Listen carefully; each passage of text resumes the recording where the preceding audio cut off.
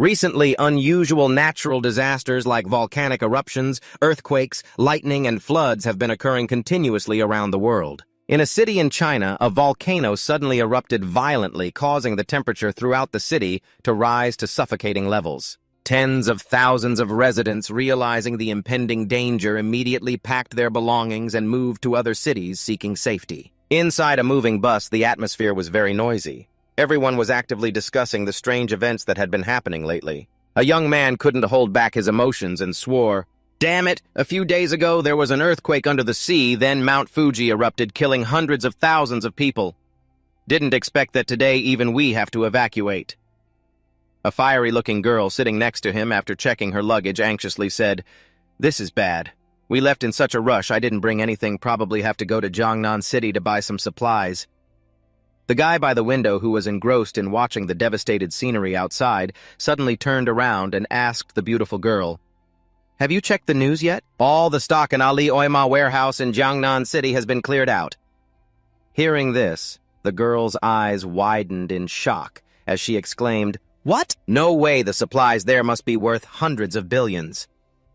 The young man sitting opposite also cut in with a warning tone. "That's old news. Today, the warehouse in Shenzhen run by Hu Dongming has run dry, and the stock of Dai Rundong has also been moved out." Suddenly, a cold voice from the back seat decisively refuted all previous information. "It's not just hundreds of billions, it's tens of thousands of billions worth of supplies that have disappeared. These natural disasters are clear signs. Open your eyes and look, the apocalypse is coming." The one who spoke was our main character, Tathan. Hearing Tuthan say such terrifying words, the girl and the two young men in front couldn't help but burst out laughing, thinking he was just joking. "No way apocalypse, are you kidding? If it really is the apocalypse, I'd actually be a little hopeful. That would be the time when all beings are equal." Hearing that, Tothan felt quietly annoyed inside, thinking, equal beings even on the apocalypse day doesn't mean there's any real equality, because he was someone who had directly experienced the apocalypse. Memories from his past life slowly flooded Tathan's mind, recalling terrifying scenes that few could believe could happen at present. "In his past life, I was just an ordinary food delivery worker until the apocalypse happened, due to abnormal solar energy emissions, which affected the Earth's core, causing rapid instability, global temperatures soaring the Earth's crust, violently shifting, and monsters hiding deep underground, gradually surfacing. The entire world changed, and a new order was established. In that new world, supplies became extremely scarce. Even a pack of noodles or a sausage was so precious, it was worth risking your life to get." Itothan continued calmly, "Bro, have you ever felt a sausage was hard to chew?" And then he affirmed, "Because I'm the one who came back to life from the apocalypse, returning to 1 month before it happened." The busty girl beside him, hearing those horrifying words, couldn't hide her panic, and immediately grabbed Tuthan's hand. "Brother!" Then pressed her hot body close to him, voice trembling. "What you just said scared me a little. Can you?" But the present. Tuthan, who had just returned from the future's hell, was no longer easily swayed like before. He immediately pushed her hand away, making the girl feel rejected. "Sorry, I have more important things to do." After getting off the bus at the next stop, Tuthan quickly went to his old workplace, the warehouse of Mr. Hippo. Standing in front of the large warehouse, Tuthan looked up with determined eyes and repeated in a low voice, "The apocalypse is coming.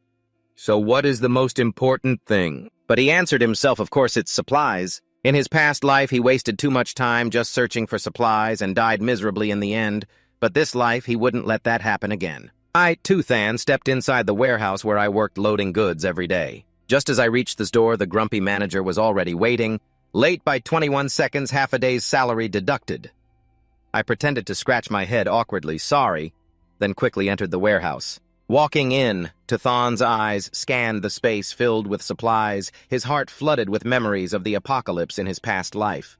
The boss was the first to run away, losing a year's salary. These supplies were considered compensation. Tuthan hurried inside the warehouse, checking quantities while preparing to activate the special ability I gained after reincarnation. He stood straight, raised his hand forward, and slowly gave the order. The space opened up. Immediately, a strange spatial gate opened before him. A system notification appeared. detected rice cooking oil and meat being automatically absorbed. Tuthan's spatial system was truly powerful. As soon as it was activated, it instantly sucked all nearby supplies inside, leaving nothing behind. Tuthan stepped into his private space, a three-dimensional area stretching wide and tall up to 10,000 square meters. He looked around, his eyes shining brightly, his face excited as if he had just regained his life. This is my ability, a spatial anomaly. As soon as I open it, everything around will be sucked into this space, he whispered to himself. With this power, I can collect all the resources in a city about to be destroyed. Using this space, I once drained 2 lakes, took everything from supermarkets, wholesale markets, and warehouses in the apocalypse. Even a pack of noodles is a luxury, let alone fresh food. The special thing is that time inside this space is completely frozen, meaning any food placed inside will remain fresh forever. Tuthan couldn't hold back his emotions, bursting into tears of joy, silently thinking that he no longer had to eat dirt like in his past life. He dusted off his hands and opened the system list to check the gathered supplies. A list appeared before his eyes.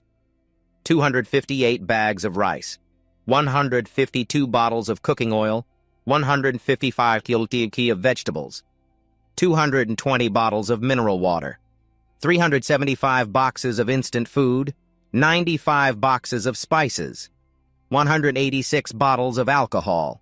Looking at the list, too, then silently sighed with relief. So good. Finally, I can feel somewhat reassured. At that moment, the sound of a metal door being pushed loudly came from outside. The manager and 2 porters entered, calling out loudly as they walked, "You guys help move the goods out with me."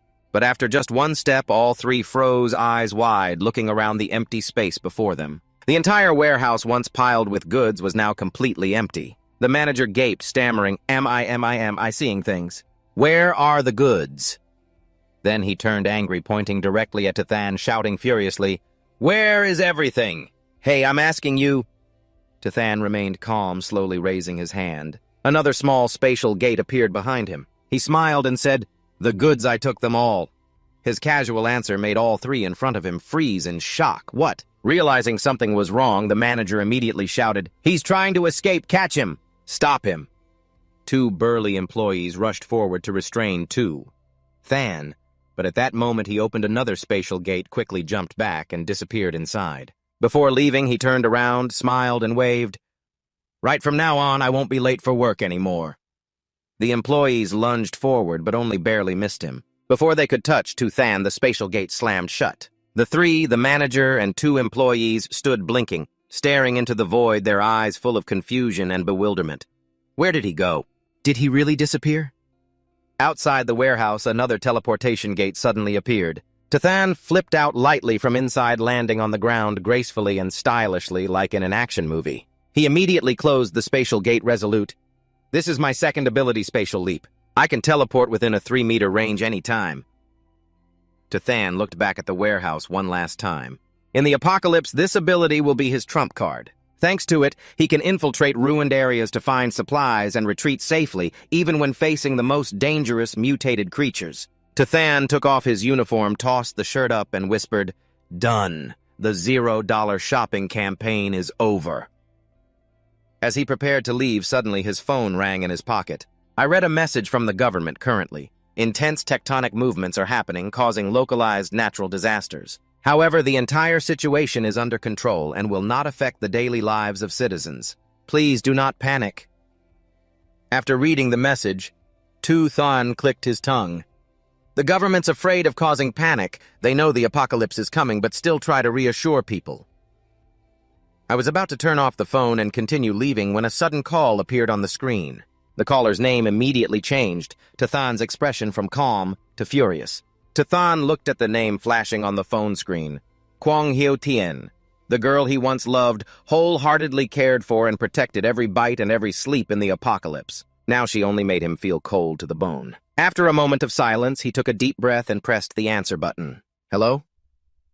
On the other end, Kwang Hyo-tien's voice immediately came through, full of annoyance with no politeness at all. "Tuthan, did you dare to play the disappearing act on me? And you even hung up on the real estate agent. What's that about? You're not trustworthy at all. Do you think selling the house means some girl would want to stay with you?" While talking, she applied lipstick while complaining, as if scolding a familiar man. She continued with a tone full of blame and drama.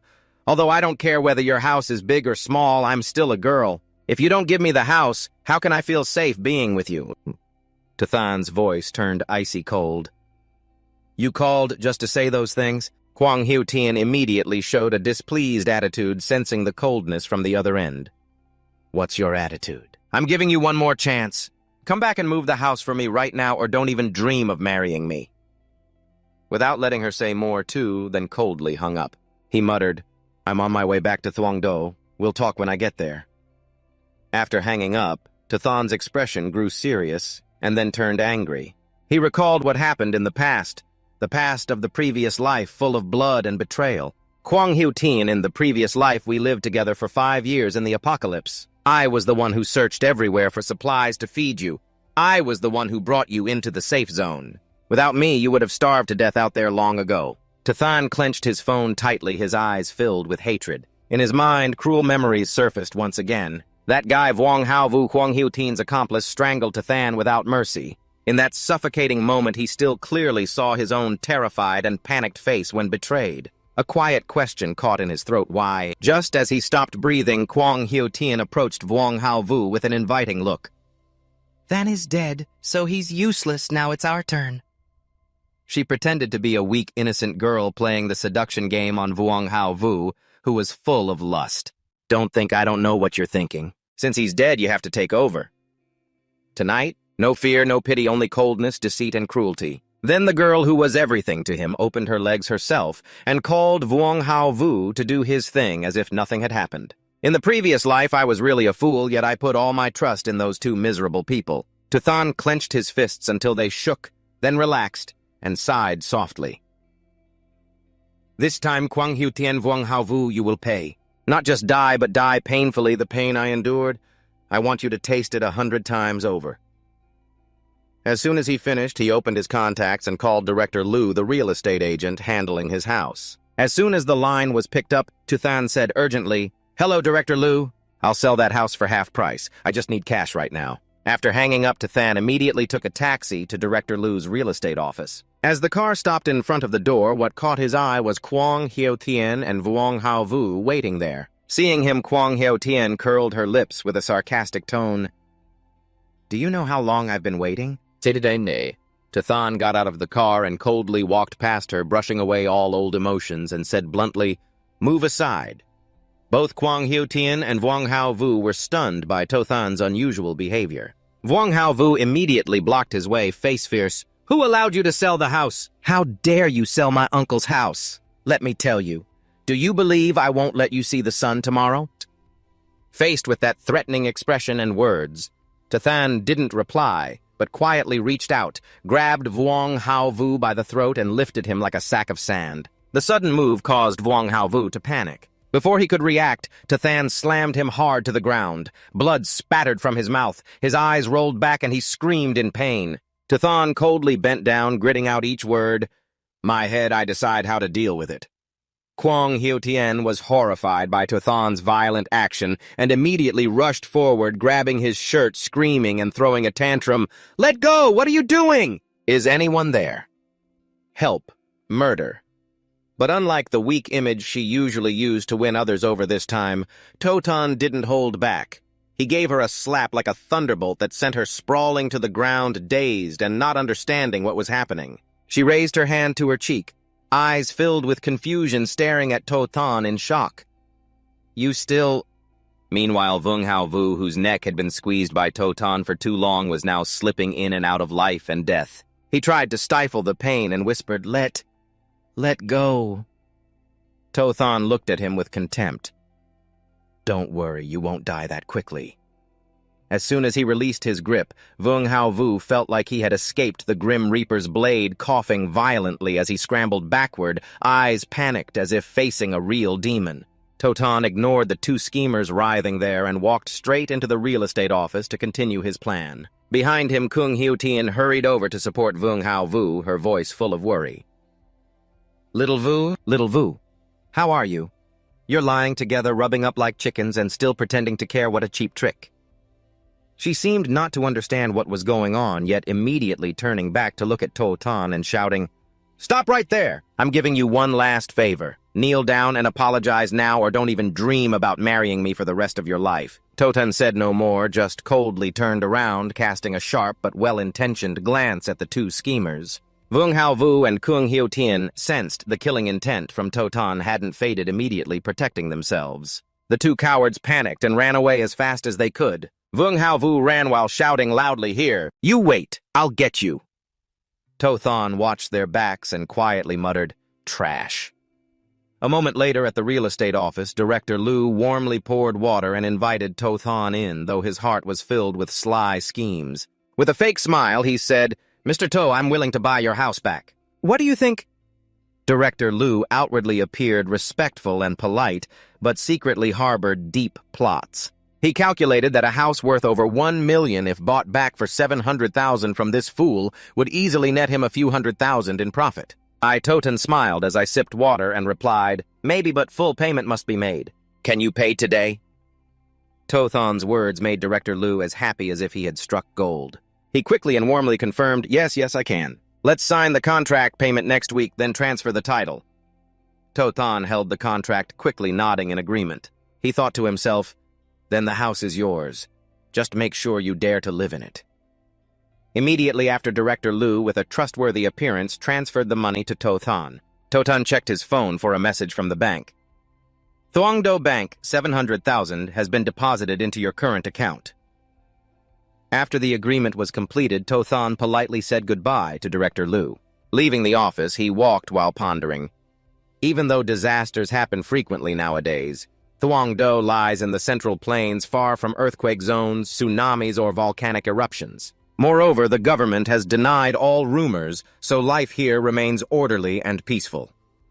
He suddenly passed a utility pole plastered with quick loan flyers. He smirked to himself, thinking, "What I need most right now is money. Whoever dares to lend, I'll borrow it all, and how I repay later depends on which package you choose to help me with, ha ha ha." He noticed the flyer about loan services. Totan stopped, secretly wondering, loan shark lending, lightning fast. He realized the opportunity to make money had arrived. Totan immediately pulled out his phone and dialed, "Hello, hi, is this a lending company? I have a real estate certificate. Can I use it as collateral?" After contacting them, Totan quickly went to the arranged location at the Hanhai International Building at the office of Dai Hai Lending Limited Liability Company. The fat guy Vung Dai Hai smoothly explained to Totan the handsome, "Your house isn't worth much." Hearing that, Totan raised an eyebrow and asked, "So how much can I borrow?" He glanced at the fat guy in front of him, inwardly feeling disgusted.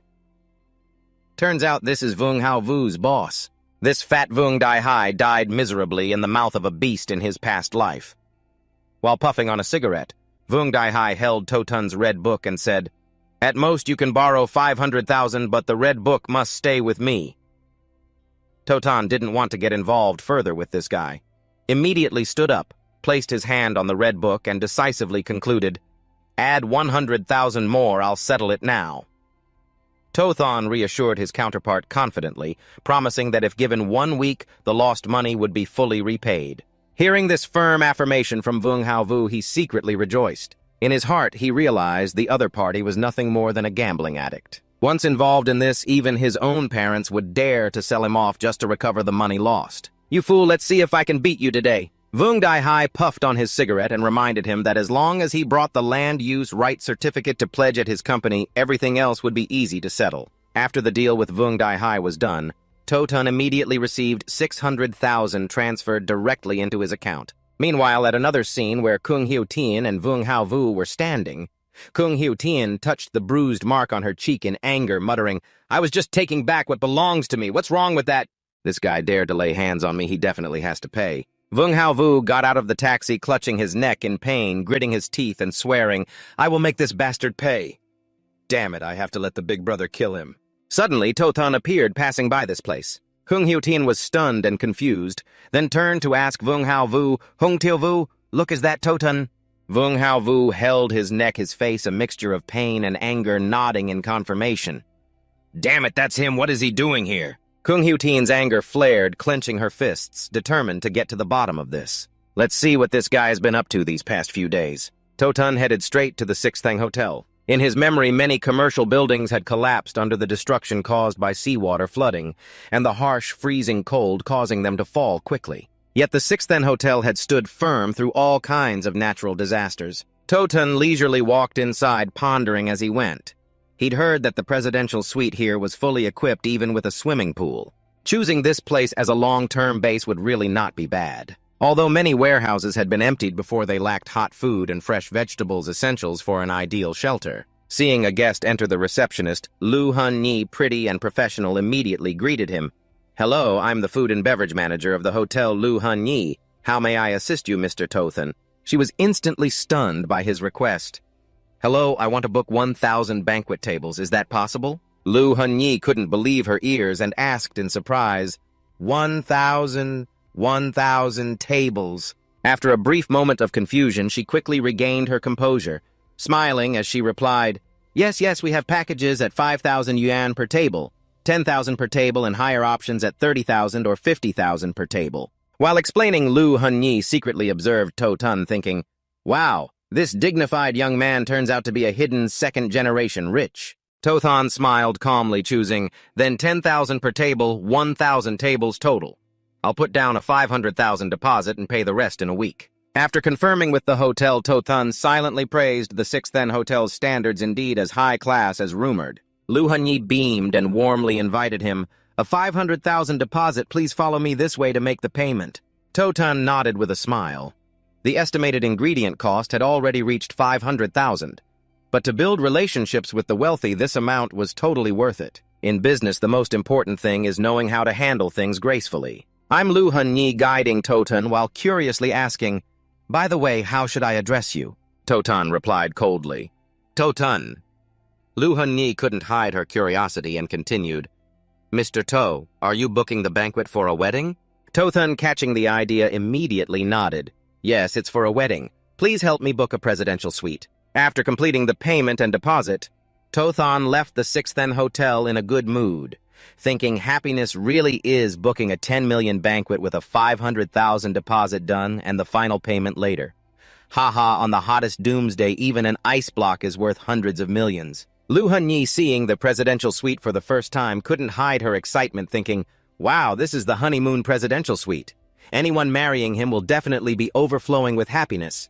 This girl is pretty, but she curses a bit too much, heh." Meanwhile, Kung Hyo-tien and Vung Hao-vu secretly observed from outside after witnessing Toten's transaction and conversation with the hotel staff. Kung Hyo-tien stepped closer and asked Lu Hun-yi, "Hello, I want to ask, what was the person just now doing here?" Lu Hun-yi looked at her, probing, "May I ask, are you Kung Hyo-tien?" Immediately reply to him that Tathan is my boyfriend. Hearing that, Lu Han-yi felt a bit sad, but still told her boyfriend that she just booked a 1,000-table banquet at the hotel and we put down a deposit of 500,000 yuan. You're really lucky to have a boyfriend like that. Lu Han-yi observed Kwang Hyo-tien clicked her tongue and thought to herself that this girl only has a 7 out of 10 charm, even less than hers.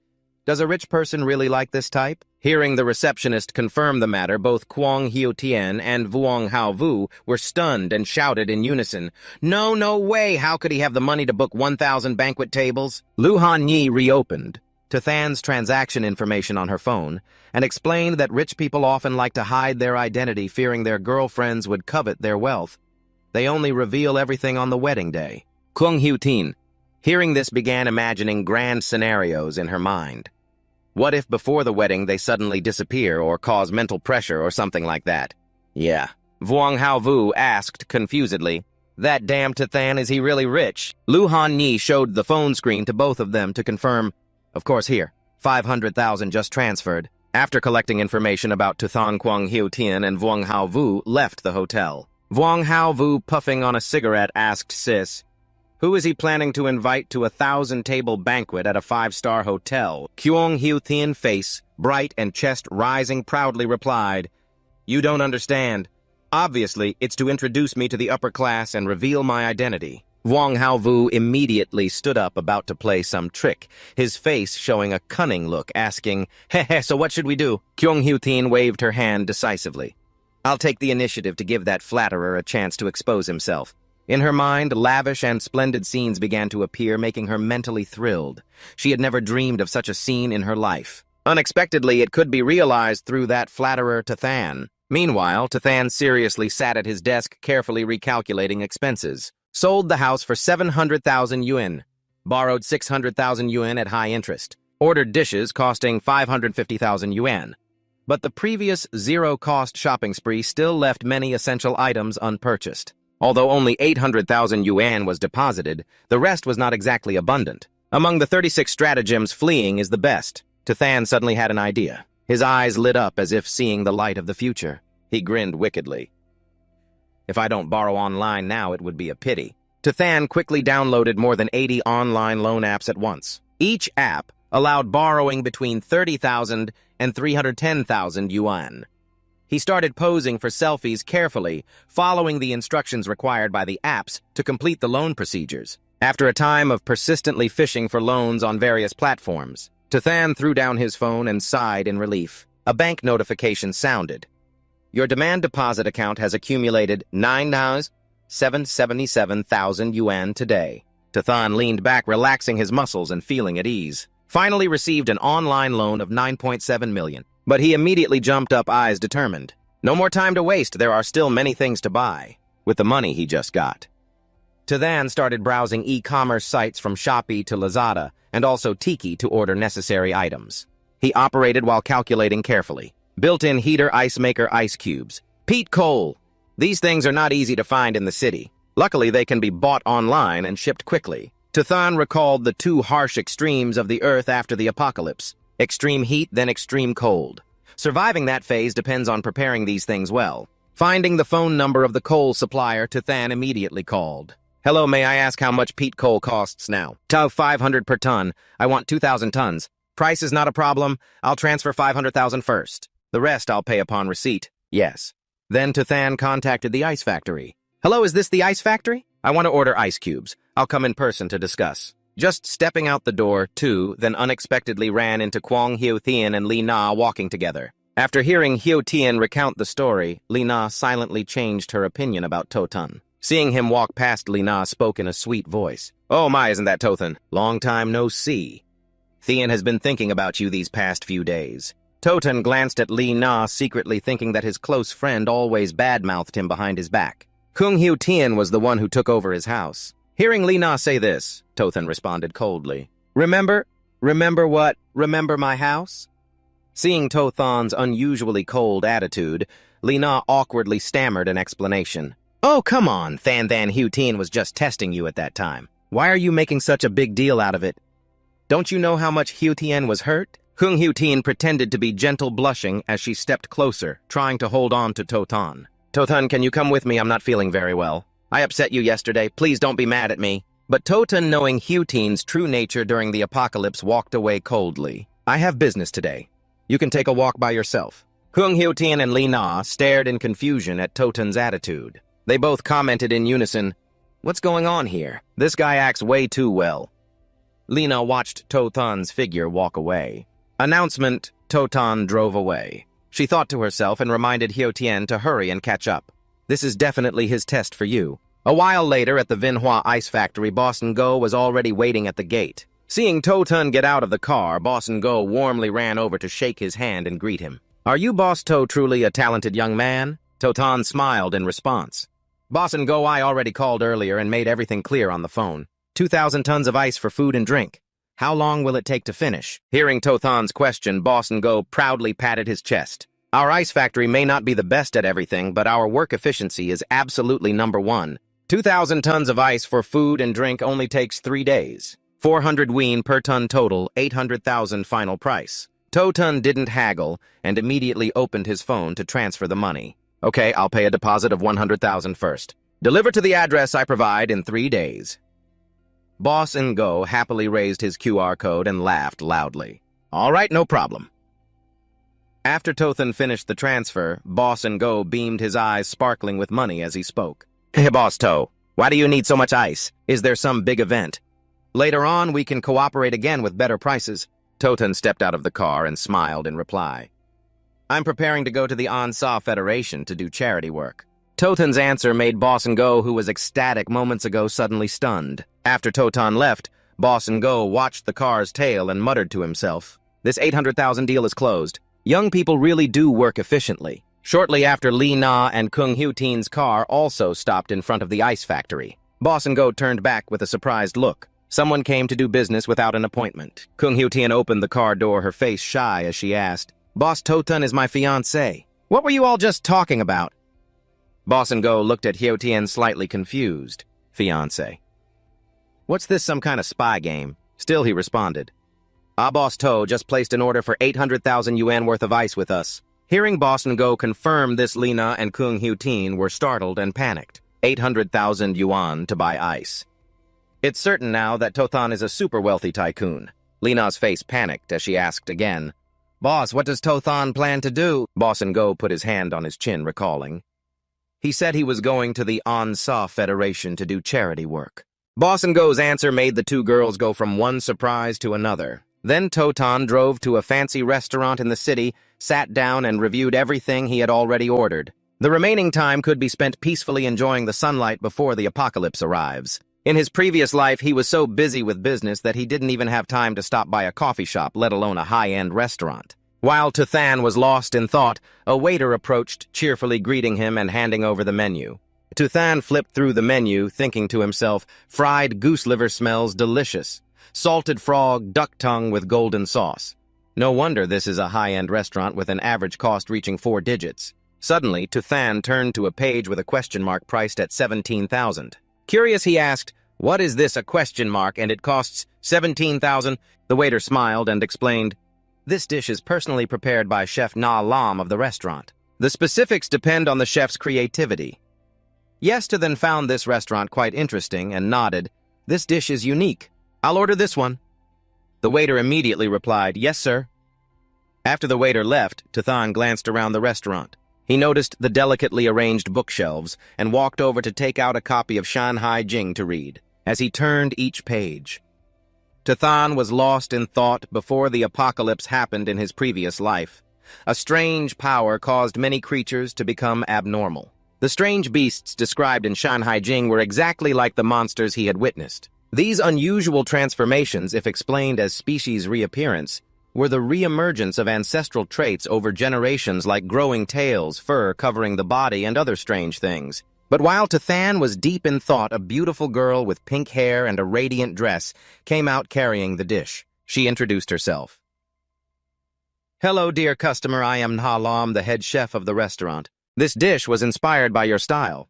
Tuthan looked up at Na Lam. Suddenly, a memory flashed in his mind. Amazed, he realized she was none other than the Hell Kitchen demon chef from his previous life. During the apocalypse, Na Lam was known as the Hell Kitchen demon chef, able to turn rotten meat from strange beasts into irresistibly delicious dishes. But anyone who ate them could not escape death. Na Lam noticed Tothan's bewildered expression and thought, "What's with that look? Afraid that a great beauty like me would poison the food?" She smiled and tried to explain, "This dish has 5 layers of flavor like 2 sides of life. One side pan-seared with oil, the other crispy fried with a 1,000-layer batter. A 2-style steak flavor that makes people unable to resist wanting to taste it." Tuthan immediately took a bite and smiled approvingly, saying, can't help but praise it. This dish is very delicious. 17,000 is truly worth it." While enjoying it, he thought to himself, "If she cooks for me during the apocalypse, only heaven knows if she would poison me or not." Meanwhile, outside, Lina and Kwang Hyutian were secretly watching. Lina kept slapping her thigh, trying to shoo away the buzzing mosquitoes, her face scrunched up. "I heard one dish here costs over 10,000 yuan. Your husband must be a rich tycoon." "Yeah, if you become a rich lady, don't forget your sisters. I'm about to die from mosquito bites." Kwang Hyutian kept her eyes on the scene inside and nodded. "Yeah, I will definitely become a rich lady." After finishing the meal at Na Lam's restaurant, Tuthan continued his journey to the Baba Century restaurant. Standing in front of the restaurant, he thought to himself, "Baba Century is the most extravagant place to spend money in Thuongdo, where wealthy tycoons once spent millions here. I don't even know what abalone looks like, but when the apocalypse comes, places like this luxury den of decadence will no longer exist. The biggest regret in my previous life was never setting foot here." While Tuthan held a glass of wine lost in memories, a group of excited girls gathered around with enthusiastic voices. "Handsome guy, why aren't you drinking? Come drink till it's all gone with me." Tuthan replied a bit shyly, All right, all right, all right. While the others were lively and spirited, a girl sitting beside Tathan was quiet, a bit shy. Seeing Tu then look at her, she came closer, poured him a full glass, and introduced herself. This is Van Van's first time here. Her boyfriend cheated on her, so we brought her here to cheer her up. Van Van, with a tense and sad expression, said, That guy is such a bastard. When I refused to sleep with him, he went looking for an old woman. Truly no character. Are you men also concerned about sleeping with women? Tathan calmly raised his glass and explained, Men are lustful. It's ingrained deep in their bones. Tathan's words made Van Van even more exhausted. She immediately downed her glass in one gulp. Seeing that scene, Tathan was bewildered and reminded, Hey, that cup isn't water. After finishing the glass of high-alcohol wine, Van Van slammed the cup on the table and shouted loudly, Handsome guy, are you single? Tathan was a bit surprised by her bold action. He confirmed, Yeah, single. As soon as Tathan admitted his single status, Van Van immediately leaned in with a flushed face and said, So do you want to see your friend's daring move? The two friends nearby immediately cheered, That's right. That sleazy guy doesn't deserve you. Van Van bravely stepped up. At the same time, Lena and Kwang Hyo Tien also entered the shop, looking around to find Tathan. Hearing Van Van's group shouting, Kwang Hyo Tien immediately turned and recognized Tathan. She looked at him and shouted, Tathan, what are you doing? Lena agreed. Is this cheating? Tathan saw the two girls and quickly wrapped his arms around Van Van next to him, reminding, Come with me outside. Van Van was swept up by Tathan's strong aura, thinking silently, This man is a real man. Tathan helped Van Van stand up and quickly ran upstairs. Let's go up. Downstairs, Lena and Kwang Hyo Tien chased after them, shouting, Tathan, stop right there! For me. Tathan pulled Van Van into a room upstairs and gently locked the door. He turned and said, Sorry I didn't get to finish explaining to you two earlier. Van Van blushed shyly and said, That was my first time. Seeing her shy expression, Tathan thought quietly, This girl. He lightly flicked Van Van's forehead, making her scream, Ouch! Tathan reminded, Are you drunk? Stay awake, don't go out for the next few days. Stock up on plenty of food at home. Van Van winced in pain and stammered, Okay, I will. Tathan opened the door and stepped out, not forgetting to warn, And one more thing, if you want a date, don't look for anyone here. Because after this, there won't be an after. He closed the door, thinking, Such a rare opportunity. Leaving just like that is really hard. But just as he stepped out, Tathan immediately faced a horrifying scene. Lena banged on the door, shouting, Tathan, don't do that! With Hyo Tien next to her. Kwang Hyo Tien kicked the door threateningly. I know you're inside, seeing the scene in front of him. Tathan sighed. With these two here tonight, I won't be able to have any fun. At the warehouse in the outskirts that Tathan had chosen, the orders placed this morning started arriving. When the truck stopped, the driver and delivery staff all called out at once, Boss 2, where should we put these 2 containers? Boss 2, this warehouse doesn't have a cold storage. Aren't you afraid the ice will melt? I'm delivering coal here. Tathan walked around the family business warehouse, having everyone move the heaters and ice machines inside while directing to block the entrance with large rocks. He clearly instructed, just place the rocks here. At this time, Vuong Hao Vu Lina and Kwang Hyo Tien also arrived in the outskirts area. Vuong Hao Vu tried to squeeze through the crowd and whispered to Hyo Tien, Sister Thien Tothan rented a big warehouse out here in the suburbs. He bought a lot of bulky machines, I don't know what they are, and he's moving everything inside. Kwang Hyo Tien's face showed curiosity, murmuring thoughtfully, What exactly is Tothan planning? Lai Na noticed the group from Sixth Than Hotel carrying items, and quickly pulled Hyo Tien's hand excitedly to inform, Hyo Tien, look, isn't this the banquet from Sixth Than Hotel? The red carpet is already laid out. Do you think he's going to surprise you with a proposal and guests from everywhere will rush over? Lena's words made Kwang Hyo Tien feel like she was flying on clouds. Her face bright and confident, she responded, Yeah, even if he proposes, I might not agree. Lena, come with me over there to see how sincere he is. Kwang Hyo Tien stepped up to Tathan and asked, Tathan, why are you buying so many things like this? Tathan just took off his coat, glancing coldly at Hyo Tien, replying, Did you come to help me move stuff? Once we finish moving, I'll tell you. Tathan said he needed help. Hugh Thien frowned, thinking, "What kind of moving is this? I'm about to become a rich lady. Why do I have to do this kind of work?" Seeing her friend hesitate, Lena immediately ran over and nudged her shoulder, reminding, "He's probably testing you, wants to see if you're worthy of being a rich lady." Hearing Lena's analysis, Hugh Thien nodded. Feeling it made sense, though, her face still frowned. She immediately rolled up her sleeves and ran over to help carry some boxes. "All right, then, I'm not a pretentious woman anyway." With a coquettish look and flashy clothes, Kwang Hyo Tien did her best to carry the box on her shoulder.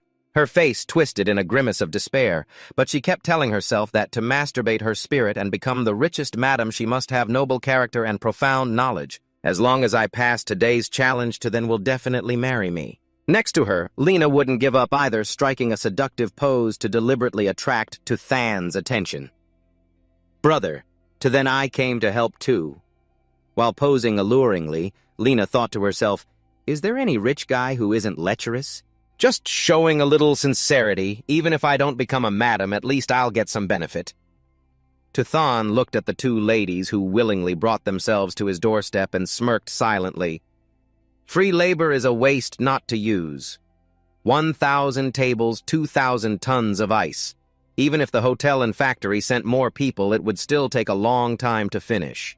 After all the goods from various places were transported and delivered to the warehouse, the sky had already turned dusk. Seeing the work completed, Than stretched and shouted loudly, "Finally done." At the warehouse door, after a long day of public service labor, Kwang Hyo Tien was drenched in sweat from head to toe. She trembled, her face contorted with resentment toward Than. "Than, you're really too much moving stuff from morning till afternoon and not even inviting us to a meal. When I become a madam, I will definitely take all his money." Next to her, Lena was also in a miserable state, trembling and breathing heavily, blaming that bastard making us move such heavy stuff. That block of ice must weigh over 50 kilograms. Despite being angry, Kwang Hyo Tien dreamily checked, "Now that it's done, Then should announce I'm the bride soon, right? The wealthy guests should be arriving soon." Lena, pale from exhaustion, agreed, "Yeah, the food is all cold. Don't the guests mind rich people really are strange." On the other side, Than generously handed each driver and delivery worker a thick red envelope. Announcement. "Everyone worked hard today. I will pay the remaining amount according to the contract within 1 week." After receiving the red envelopes, the delivery drivers' faces all lit up, their eyes sparkling with surprise. One man holding a thick envelope shouted loudly, "This envelope is thick, must be 10,000? The whole group cheered in unison, faces beaming, "Boss is the best." Meanwhile, Kwang Hyo Tien was trembling all over from exhaustion. She crawled close to Than and asked in a low voice, "Than, do you have anything important to say to me?" "Yes." "Two." Than replied coldly as he entered the warehouse, responding indifferently, "Ah, yes, thank you very much for your help, but since there's no reward, you can leave." Kwang Hyo Tien was stunned, then voiced her thoughts. "Don't joke, you must have a surprise. Let me call the guests out. Let's get married quickly." Than turned back half joking, "Get married? I want to too, but right now I've not only sold the house but also piled up debts. Do you still want to stick with me?" Lena couldn't believe her ears, shouting back, "Impossible! The banquet costs over 10 million restaurant fees, tens of thousands. How could you not have money for all this?" Than placed my hand calmly on the boxes and replied, "Oh, these things are from a big boss who wants to do charity. They want to eliminate poverty in a Lap Tien, so I'm just helping out." Kwang Hyo Tien gritted her teeth, her face burning with murderous intent as she charged at Than for a showdown. "So you bastard dared to deceive me." Seeing Hyo Tien go crazy and rush forward, Than nimbly dodged to the side and asked, "What did I deceive you about?" Missed. Than and Kwang Hyo Tien tumbled to the ground, swallowing their anger, continuously cursing, "Than, you bastard! You're not a rich guy at all. I don't want to marry you." Than looked at her with contempt. "Who wants a gold-digging woman like you?" Than's words struck at Hyo Tien's pride, making her furious to the point of trembling, giving him a hateful glare. Afterwards, Hyo Tien and Lena angrily turned and left the warehouse. Hyo Tien shouted, "Bastard, just wait! I'll make you regret it." Lena pointed a warning finger. "You're finished." "You're definitely finished." Then ignored the two ladies, thinking, Stupid fools, wait till the apocalypse and see how you survive. He turned back into the warehouse to finish the last tasks, to avoid being discovered. Tu then carefully locked the warehouse door and approached the neatly arranged supplies and goods. The supplies are finally enough.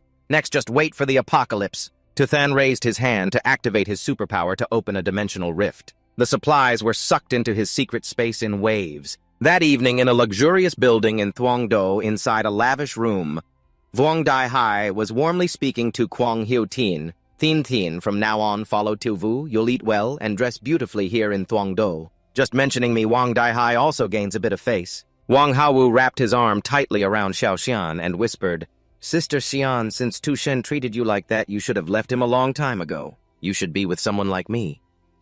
Xiao Xian shyly replied, Then I very much look forward to your performance. Yes, Wang Haowu said confidently. Don't worry, Sister Xian, let my big brother take revenge for you. In Xiao Xian's heart, she was calculating, her eyes showing cunning. Wang Haowu isn't bad.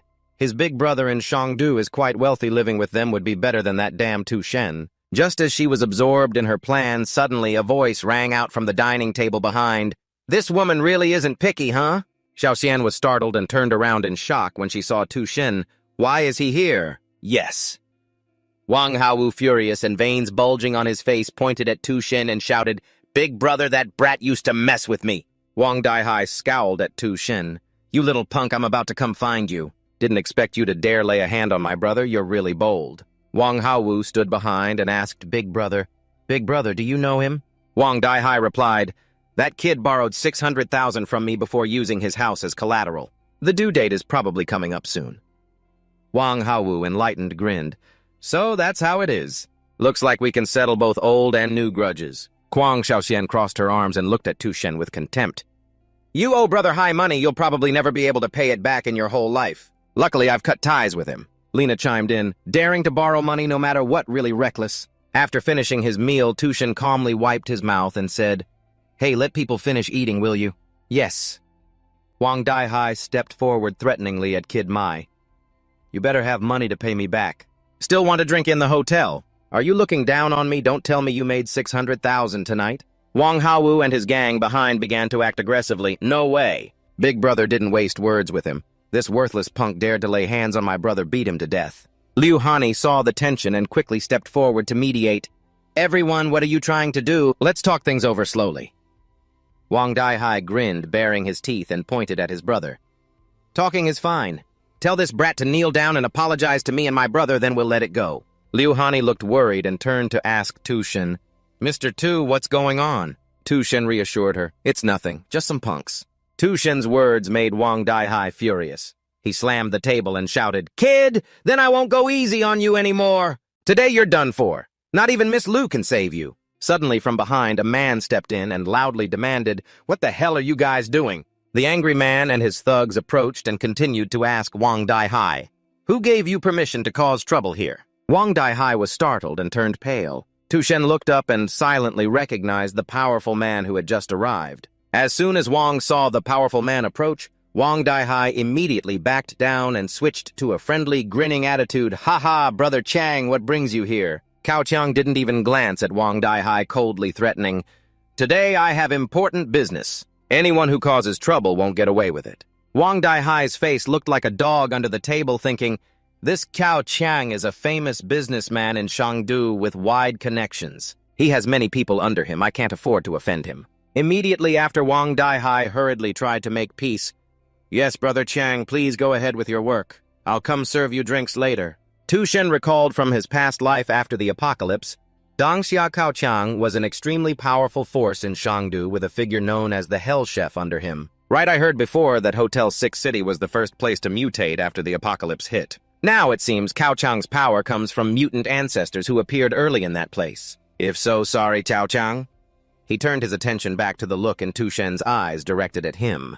Tu Shen thought silently, This opportunity is mine now. Cao Kung stared intently at To Tun, noticing his proud aura and a face that showed not a trace of fear. This intrigued him. Interesting kid. After a while, Cao Kung and Yalum entered a luxurious room standing before a powerful CEO seated inside. To achieve his work goal, Cao Kung pushed Yalum forward and introduced her, CEO Ton, I have already invited Duan Ya here. Duanya's face was cold as ice as she asked the man in front of her, "May I ask why CEO Tone is looking for me?" The man named CEO Tone held a glass of wine just poured by a waiter, then spoke mockingly.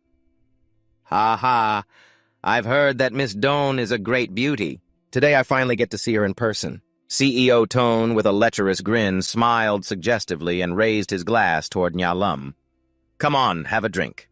The glass offered by CEO Tone made Nyalum a bit fearful. She thought to herself that there must be a drug in that wine. She began to worry and tried to find a tactful way to refuse. Downstairs in Tothan's room, he held a glass of red wine, gently swirling it before slowly savoring it, watching the cityscape outside. In my past life, Kwang Hu-tin and I hid in an underground basement to escape the apocalypse and extreme heat. Unexpectedly this time, after leaving her behind, she came here by herself. Totan cast his gaze down to the pool where Vung Hao Vu and his gang were gathering. His voice was cold as ice as he said, "Kill two birds with one stone, settle old scores and new grudges." At this moment, the two brothers Vung Hao Vu were playing happily in the pool. Vung Dai Hai, with his stocky build, keenly felt the intense heat of the evening. He kept wiping sweat and grimaced, turning to ask his younger brother, "Do you feel it's hotter tonight than this morning?" Vung Hao Vu, wearing a duck-shaped float, nodded in agreement. "That's right. That's why I invited everyone to the pool to cool off. Plus, the girls can change into their swimsuits, too." He smiled slyly and whispered to his big brother, "Heh. Thinking about that scene, big brother, aren't you excited?" Hearing this, Vung Dai Hai immediately squinted and laughed heartily. He put his arm affectionately around his younger brother's shoulder. "Ha ha! This kid knows how to seize the moment." Inside, Li Na and Hu Tian had just changed into sexy swimsuits, revealing their alluring curves. Lena raised her hand to shield the light from above, feeling a little uncomfortable, and said, "Tian Tian, look at that. The moon today looks just like the sun." Hu Tian, also sweating slightly, nodded in agreement. "That's right. It's too bright." Just as the two girls stepped out to the pool area, Vung Hao Vu suddenly ran over, grabbed Hu Tian's hand, and shouted, "Tian Tian! See, the love I have for you is as beautiful as tonight's moonlight. This is the proof of our love." Kwang Hu-tin was stunned by Vung Hao Vu's overly affectionate action. Feeling very uncomfortable, she reminded him, "Hey, it's unbearably hot. Hurry and take me to the pool, please." Upstairs, To Than sipped his wine with a disdainful smile. "Ha ha, the love you guys have is about to go up in smoke." He raised his glass and lightly tapped the glass in front of him as if making a toast. "Welcome again to the apocalypse." Outside, the moon suddenly moved closer to Earth. Temperatures spiked dramatically. The heat grew increasingly intense. Vung Dai Hai's group at the poolside stood dumbfounded, not understanding what was happening. When the heat became unbearable, they panicked and rushed inside, screaming nonstop. "Ah, why is the moon suddenly burning hot like this? It hurts so much, my skin is burning." Vung Hao Vu hurriedly pulled Hu Tian inside, running and shouting loudly, "No more swimming! Run back to the hotel now." Meanwhile, Vung Dai Hai, with his bulky frame, struggled to drag himself. Panting heavily, he shouted, "Wait for me!" But inside, his henchmen were gathered playing cards. One of them looked up and asked in surprise, "Why is it suddenly so bright outside? Does Brother Hai and the others know what's going on?" Another henchman laughed coldly, waving his hand, "Just chasing girls. That's the boss's joy. You wouldn't understand." No sooner had he finished speaking than the door burst open. Vung Hao Vu and the two girls panicked and slammed the door, rushing in as if fleeing from death. Everyone's skin was flushed red and burning. The gang members looked at the group who just ran in bewildered and asked, "Hey, what's the rush run-in like that? Why is everyone's skin turning red like that?" Behind them, one guy didn't pay any attention at all. He just hurriedly urged his comrades, "Keep hitting. Your turn." Vung Hao Vu and the two girls who had just run inside rolled around and wailed miserably, "Ouch, ouch! It burns so bad. It's burning, help. It's so hot I feel like I'm dying. Hurry, bring water here!"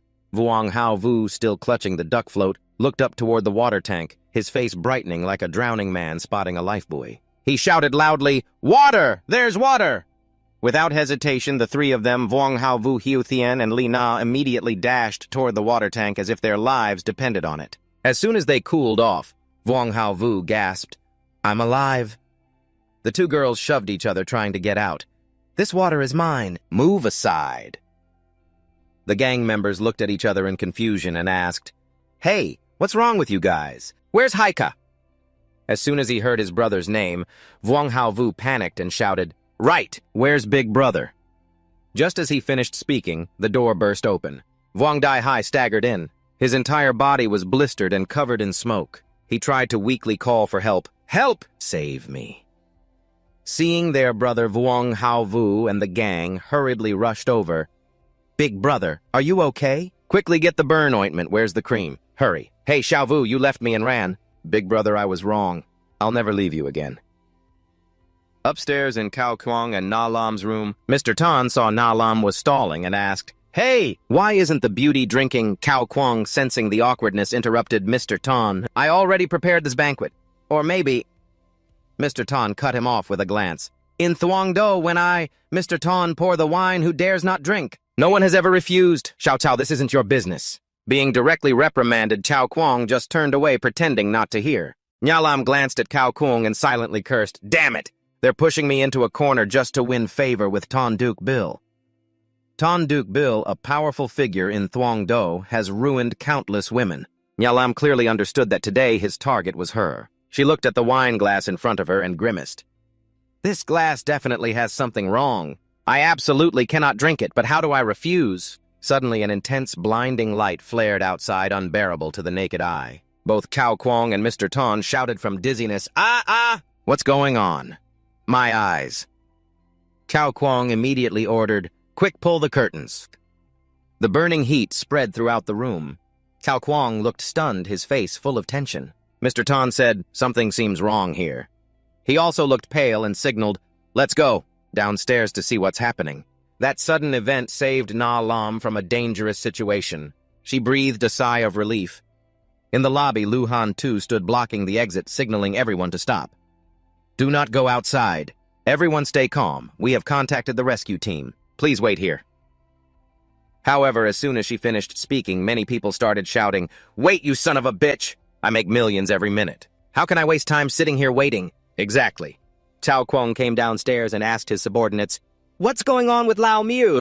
Lao Miu, standing nearby, took off his coat and hurriedly explained just now the moon suddenly shone intensely and the outside temperature skyrocketed. According to initial information, the outdoor temperature may have exceeded 70 degrees, and nearly 100 people were injured. Yes, Mr. Tan, next to him, was also urgently contacting Minister Trio by phone.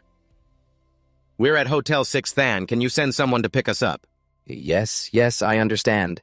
Then Cao Kuang turned to ask, How is it? Mr. Tan frowned worriedly and replied, Right now, upstairs is focusing on securing power. No one can be sent, and there isn't enough staff. This situation is really troublesome. In Vuong Hao-vu's group's room, the gang was applying ointment to Vuong Dai-hai, who kept groaning, It hurts so bad, be gentle. A worried subordinate said, Hi, Ka, you have to go to the hospital. Yes, Vuong Hao-vu panicked. It's so hot. How can I go outside? How can I get to the hospital now? Vuong Dai-hai grimaced and reassured her. Don't worry, I'll call Tio Zhao to bring the car to pick you up. Right after he signaled his men to contact Tio Zhao in the parking garage, Tio Zhao answered the phone. Hi, Ka. I'm in the parking garage. It's so hot something seems to have happened. He hurriedly drove out. Okay, wait for me a bit. I'll be right there. After driving a short distance, he looked up at the blazing sky and muttered, Why is it so bright? Before he could finish, pop, pop, pop sounds erupted. All 4 tires burst from the heat, and the car stalled. Tio Zhao angrily got out and kicked the tire hard. Are you kidding? It's so hot the tires exploded. What kind of weather is this? Yes. Tio Zhao immediately turned the car around and ran back to the hotel, calling Vuong Dai-hai while running. Hello. Hi, Ka. All 4 tires have burst. I can't make it. I have to turn back. You guys figure something else out.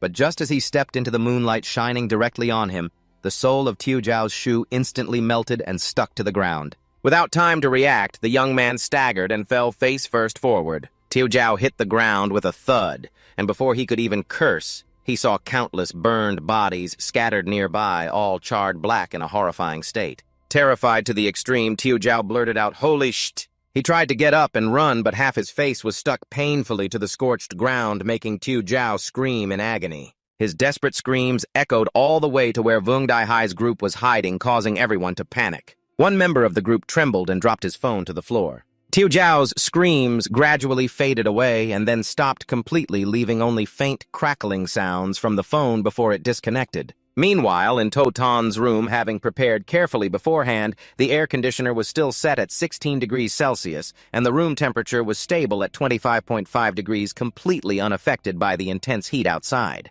The cool, quiet space allowed Tothan to comfortably lean back and slowly close his eyes to fall asleep.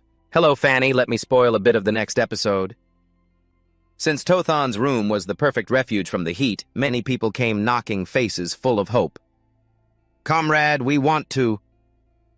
Contrary to their expectations for help, Tothan coldly pulled out a gun and pointed it straight at them, replying sharply, "Not many of them want the government."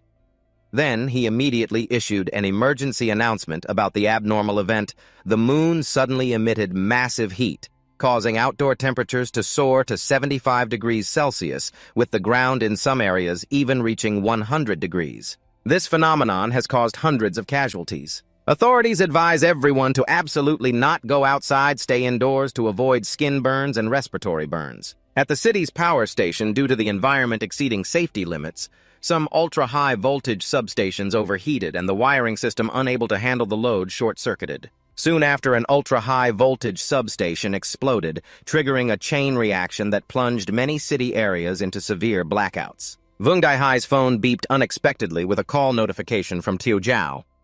"Beep, beep, beep, the number you dialed is currently unreachable."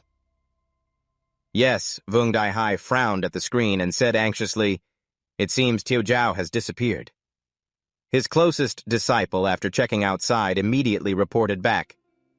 "Big brother, the other rooms in the hotel are fully occupied. This is the last room now, we just have to squeeze in." Hearing this, the two girls, Kung Hyu Tien and Li Na, immediately reacted fiercely. "What kind of joke is this? How can I share a room with men?" "Exactly. I want a separate room." Suddenly, the lights in the room went out, plunging the entire room into darkness. The stifling heat became even more suffocating, making Vung Daihai curse. "Damn this damn place, what the hell is going on? Why's the power out?" The men standing in the room also felt unbearable and began taking off their shirts one by one, trying to ease the burning heat. "And hi, the room temperature must be over 40 degrees now. If we keep squeezing like this, we'll die from the heat sooner or later." Vung Daihai gritted his teeth, turned around, and ordered, "We have to figure something out." Kung Hyu Tien suddenly spoke up with a bold idea. "I remember Tothan's presidential suite has a swimming pool. Maybe we can go hijack it." Meanwhile, inside Tothan's room, he was leisurely swimming and reminiscing about his past life. He clearly remembered that the electrical system in Thuongdo had hidden dangers due to improper maintenance. Even though manpower was increased, the city's power grid still exploded, and all residents using electricity managed by the power company experienced a blackout. That's why in this life, Tothan specially chose a room with a private pool, prepared air conditioning, and installed a large capacity battery to ensure continuous power supply. He even prepared a large ice chest to keep the room temperature stable. Tothan enjoyed a glass of fine wine while reclining on the sofa, soaking in the cool, relaxing atmosphere. It seemed like after a few laps of swimming, he had burned quite a few calories. His stomach immediately rumbled loudly, making him smile in surprise. Hungry already, without hesitation, Tothan opened the otherworldly space and took out an array of delicious dishes. There were Western vegetables, flan crabs, steak-fried chicken, steamed buns, and mantu. Tothan happily split his chopsticks in delight. Done on the first day of the apocalypse, the general just needed a simple breakfast like this. He ate while chuckling quietly, wondering if any of his brothers and sisters had ever had such a light breakfast like this, ha-ha. Tothan chewed each bite silently, wondering when the opportunity for Gao Qiang would appear. Indeed, even a thunderbolt wouldn't interrupt a meal. But no sooner had he settled down than the door was knocked on loudly again. Tothan sighed for the second time. Outside came a familiar voice calling, open up, Tothan, I know you're in there." Without hesitation, Tothan stepped out and opened the door. A wave of cold air rushed out from the room, leaving the group outside, stunned. "Yes." Wang Daihai blinked and stammered, "MT, this really is cold air." Tothan stood right at the door, coldly asking, "What do you want?" Wang Haowu glanced inside the room, seeing premium food, cool air conditioning, and a clean pool, and immediately lost his composure, shouting loudly, "Ice cold, big bro, it really is ice cold." This room not only had a pool, but also electricity, air conditioning, and top-tier food. Outside the group, including Lina Kuang, Xiaotian, and Wang Haowu, angrily shouted loudly, "Tothan, we're about to die. So why are you enjoying yourself alone in there?" "That's right. You're too selfish. Get out of that room now. Come out yourself. Don't force us to take action." Without further hesitation, Wang Daihai immediately pushed the door and barged in, growling, "You brat, you're gonna pay for this. Give me the room, consider it the interest on your money these past few days. If not, I'll throw you out myself." But as soon as he stepped in, Tathan didn't hesitate, his face cold as ice. He immediately drew his gun and fired a shot, giving Wang Daihai a copper-plated bullet straight into his ribs. Wang Daihai bent down, looking at the spreading blood on his side, his face pale and eyes trembling. Tathan still pointed the gun at the rest of the group, coldly warning, "Take one more step and you're dead." The sudden gunshot made the group's spirits soar, everyone stunned and unable to believe their eyes. He really had a gun. "Yes." Wang Daihai gritted his teeth, clutching his stomach and stammering, "Tathan, you actually managed to get a gun. You're good. I admit defeat." As soon as he finished speaking, he tried to step forward again, but bang! Tathan fired again, this time shooting Wang Daihai's leg. The gunshots echoed loudly, terrifying the people behind even more, while Wang Daihai screamed in pain. "My leg, too." Than coldly raised his gun once more, voice full of deadly intent. "Scram, get lost and stop wasting words. Want to die? I'll count to 3, and you better disappear from in front of me. 1, 2. Meanwhile, downstairs in the lobby, Gao Chang's angry voice rang out. "What? This is a hotel and you don't have any food?" Young lady Liu Han lowered her head apologetically on behalf of the hotel, explaining, "Sorry, the day before yesterday, someone ordered over 1,000 banquet tables. The food was almost all used up. According to the plan, fresh supplies would be delivered today." Boss Sun, annoyed, splashed a bottle of water on himself to cool down, grinding his teeth as he ordered, "Then bring all the remaining food and water up here for me." As soon as he finished, the surrounding people immediately protested angrily. "You took all the bottled water, and now you want all the food, too. Damn it. This is like not giving us a chance to survive. Having money makes you so arrogant. If you have money, why don't you just leave? Water and food should be shared equally. Why should it all be handed over to you?" Cao Kong's henchmen, upon hearing these complaints, immediately grew angry, their eyes blazing with fire and their veins bulging. "What's this? Someone's not satisfied. Lao Tu will now invite him outside. A bunch of useless trash competing with me? No way." Suddenly, the elevator's door opened, and Wang Daihai's group staggered into the main hall, screaming in panic. "Help! Tathan has killed someone!" Cao Kung immediately stepped forward to check. Seeing the bleeding wound on Wang Daihai's side, his expression darkened. It was a gunshot wound. Not many people have guns. It seems that guy upstairs is very dangerous. Wang Haovu panicked and supported his big brother. "Brother, how are you?" Kyungshu Thian also lost her composure and shouted loudly, "Everyone to Than's room has electricity, air conditioning, and even a swimming pool." Her words instantly stirred the crowd. They surrounded Kyungshu Thian, bombarding her with questions. "Are you serious? Don't lie to us, girl." Kyungshu Thian angrily emphasized every word. "I saw it with my own eyes. There was ice, lots of food, even fried chicken and wine. It really is like heaven."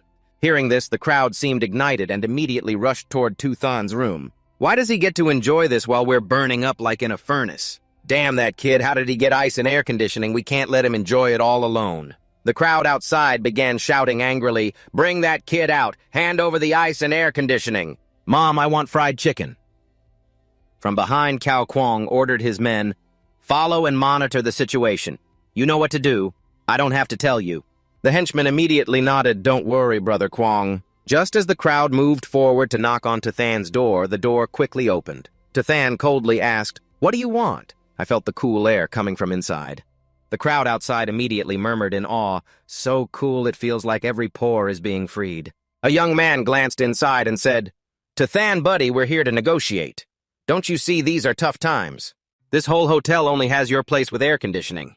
Can you let us in to cool off a bit? Young people should learn to respect the elderly and care for the young.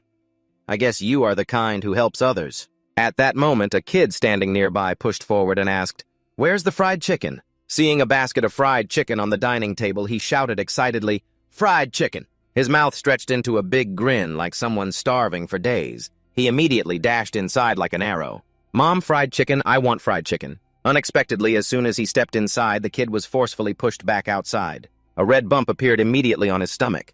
The boy's mother screamed loudly, seeing her son unconscious. Tathan's son stood right at the door, his cold voice ringing out, "Take good care of your kids, or I won't hesitate to put someone else's head in their place." Witnessing Tathan's decisive act, the crowd outside grew furious, their eyes full of hatred. "He's just a child, isn't he? How can you do this, murderer? You're a killer." Some angry men charged straight at Tathan, shouting for justice. "People like you don't belong here, get out of my sight." He was alone. As everyone rushed forward, Tathan said nothing and immediately fired his gun. The bullet struck the forehead of a man who was shouting, knocking him down instantly. Before the stunned eyes of two companions, he fell motionless. The two remaining men were so scared they wet their pants, their faces pale as they looked at Tathan pointing the gun. "I'm alone, but each of you only has one life." Inside the Six Cities Hotel, when Wang Haovu saw Wang Daihai's body left outside, he shouted in pain, "Big brother, why did you leave my big brother out there?" The henchmen had to hold him back with all their strength. Wang Haovu was not allowed to rush out. "Calm down, Hai brother is already dead. His wound has been necrotic for a long time. At this temperature without medicine, he couldn't have held on." Wang Haovu's eyes were bloodshot as he yelled at Tathan in hatred, "It's all because of that bastard Tathan!" Upstairs in front of Tathan's presidential suite, Kwang Xiu-Thin and Li Na repeatedly pleaded into the camera. "I know you wouldn't shoot us, right? You just scared Wang Daihai, didn't you? Tathan, could it be that you forgot how much I love you? Just let us in, you can do whatever you want. Brother, fall down so they can come in and cool off a bit. Fall down willingly so they'll want to stay with you tonight." Tathan stepped out and opened the door, smiling softly. "What a deep sisterly bond, then come in." The two girls' eyes lit up as if they had found gold. "Really? I knew right away Tathan wouldn't abandon me, brother. You're such a kind person." But before they could fully rejoice, Wang Haovu suddenly charged from behind his face, full of murderous intent.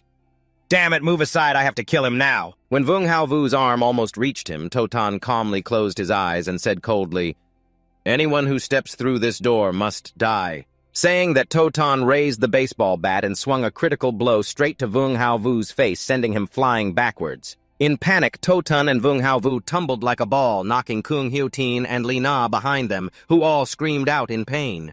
Tathan slammed the baseball bat down on the ground, his cold gaze radiating deadly intent, inviting the wives to come on in. Tathan's deathly look and killer appearance terrified the two girls, their faces twisted in fear, and they immediately spun around 360 degrees, shouting in unison, no more, okay!" Yes, it's good outside too." Tathan cast an icy stare at the two girls lying flat on the ground and coldly warned, "Then get lost, I don't need to say it twice." Kung Xiu-Tin and Lena immediately ran away like fleeing ghosts, leaving Wang Haovu dragging himself behind, crying pitifully, "Sister Thien, wait for me." "Sister Thien!" Tathan looked up at the ceiling where a machine gun with an integrated facial recognition camera was installed, thinking silently, "If you don't leave, you'll really die." A while later, in front of the 6th and Hotel Gate, a large vehicle appeared, all its tires replaced with tracks to withstand the high outdoor temperature. The people inside the hotel were overjoyed when they saw the rescue team shouting, Look, is that the rescue team's vehicle? The wheels have been replaced with tracks, the windows are insulated, it must be the rescue team. Great, we're saved." 3 vehicles stopped in front of the hotel. The rescue team, dressed in insulated suits holding weapons, got out. A soldier stepped forward loudly, demanding everyone to step back and clear the way. "Is Academician Lu Tran-Quoc here?" Immediately, Academician Lu stepped forward to confirm, "I'm here." The young soldier quickly brought an insulated suit before the academician, explaining, "Academician Lu, we're the rescue team. Please put on this insulated suit and leave here with us." Seeing the rescue team only came for one person, the crowd immediately became chaotic. Someone shouted, "Wait, weren't you supposed to rescue us?" Another chimed in, "That's right, you can't just save him alone." A rescue worker stepped forward to calm everyone. "Calm down. The government is launching a rescue operation. Midnight is the lowest temperature of the day. Tonight you can make your own way to Silicon Valley Square, the nearest relief point." Hearing this from the rescue worker, everyone cheered excitedly. "Really? Is official reinforcements coming tomorrow morning?" "That's great. The government is not completely paralyzed." However, Old Ton, standing behind, looked displeased, rushing forward to claim privileges. Old Ton is Ton's clan leader of the Tondukbu Corporation. Old Ton gave them 100,000 to bring the insulated suit. He must leave immediately. But clearly, General Ton was no match for the well-trained soldiers. A rescue worker immediately subdued and pinned him down, reminding, "Academician Lu Tran-Quoc is a geologist with an important role in this disaster. Please do not obstruct our actions." General Tone shouted angrily at Cao Kung. Cao Kung, you bastard, why did I raise you? Go get the insulated suit for me now. But at gunpoint, everyone is equal. Cao Kung's men were stunned and dared not resist ignoring General Tone's orders. After picking up Academician Lu, the rescue team quickly withdrew, shouting, "All ready to retreat!" While the rescue team was leaving, Kung Hu Tien suddenly approached and grabbed a terrified soldier's hand. "Soldier, wait, there's a madman upstairs."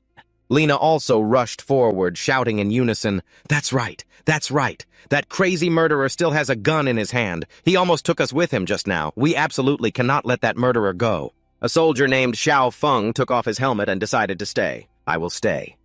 I have my limits.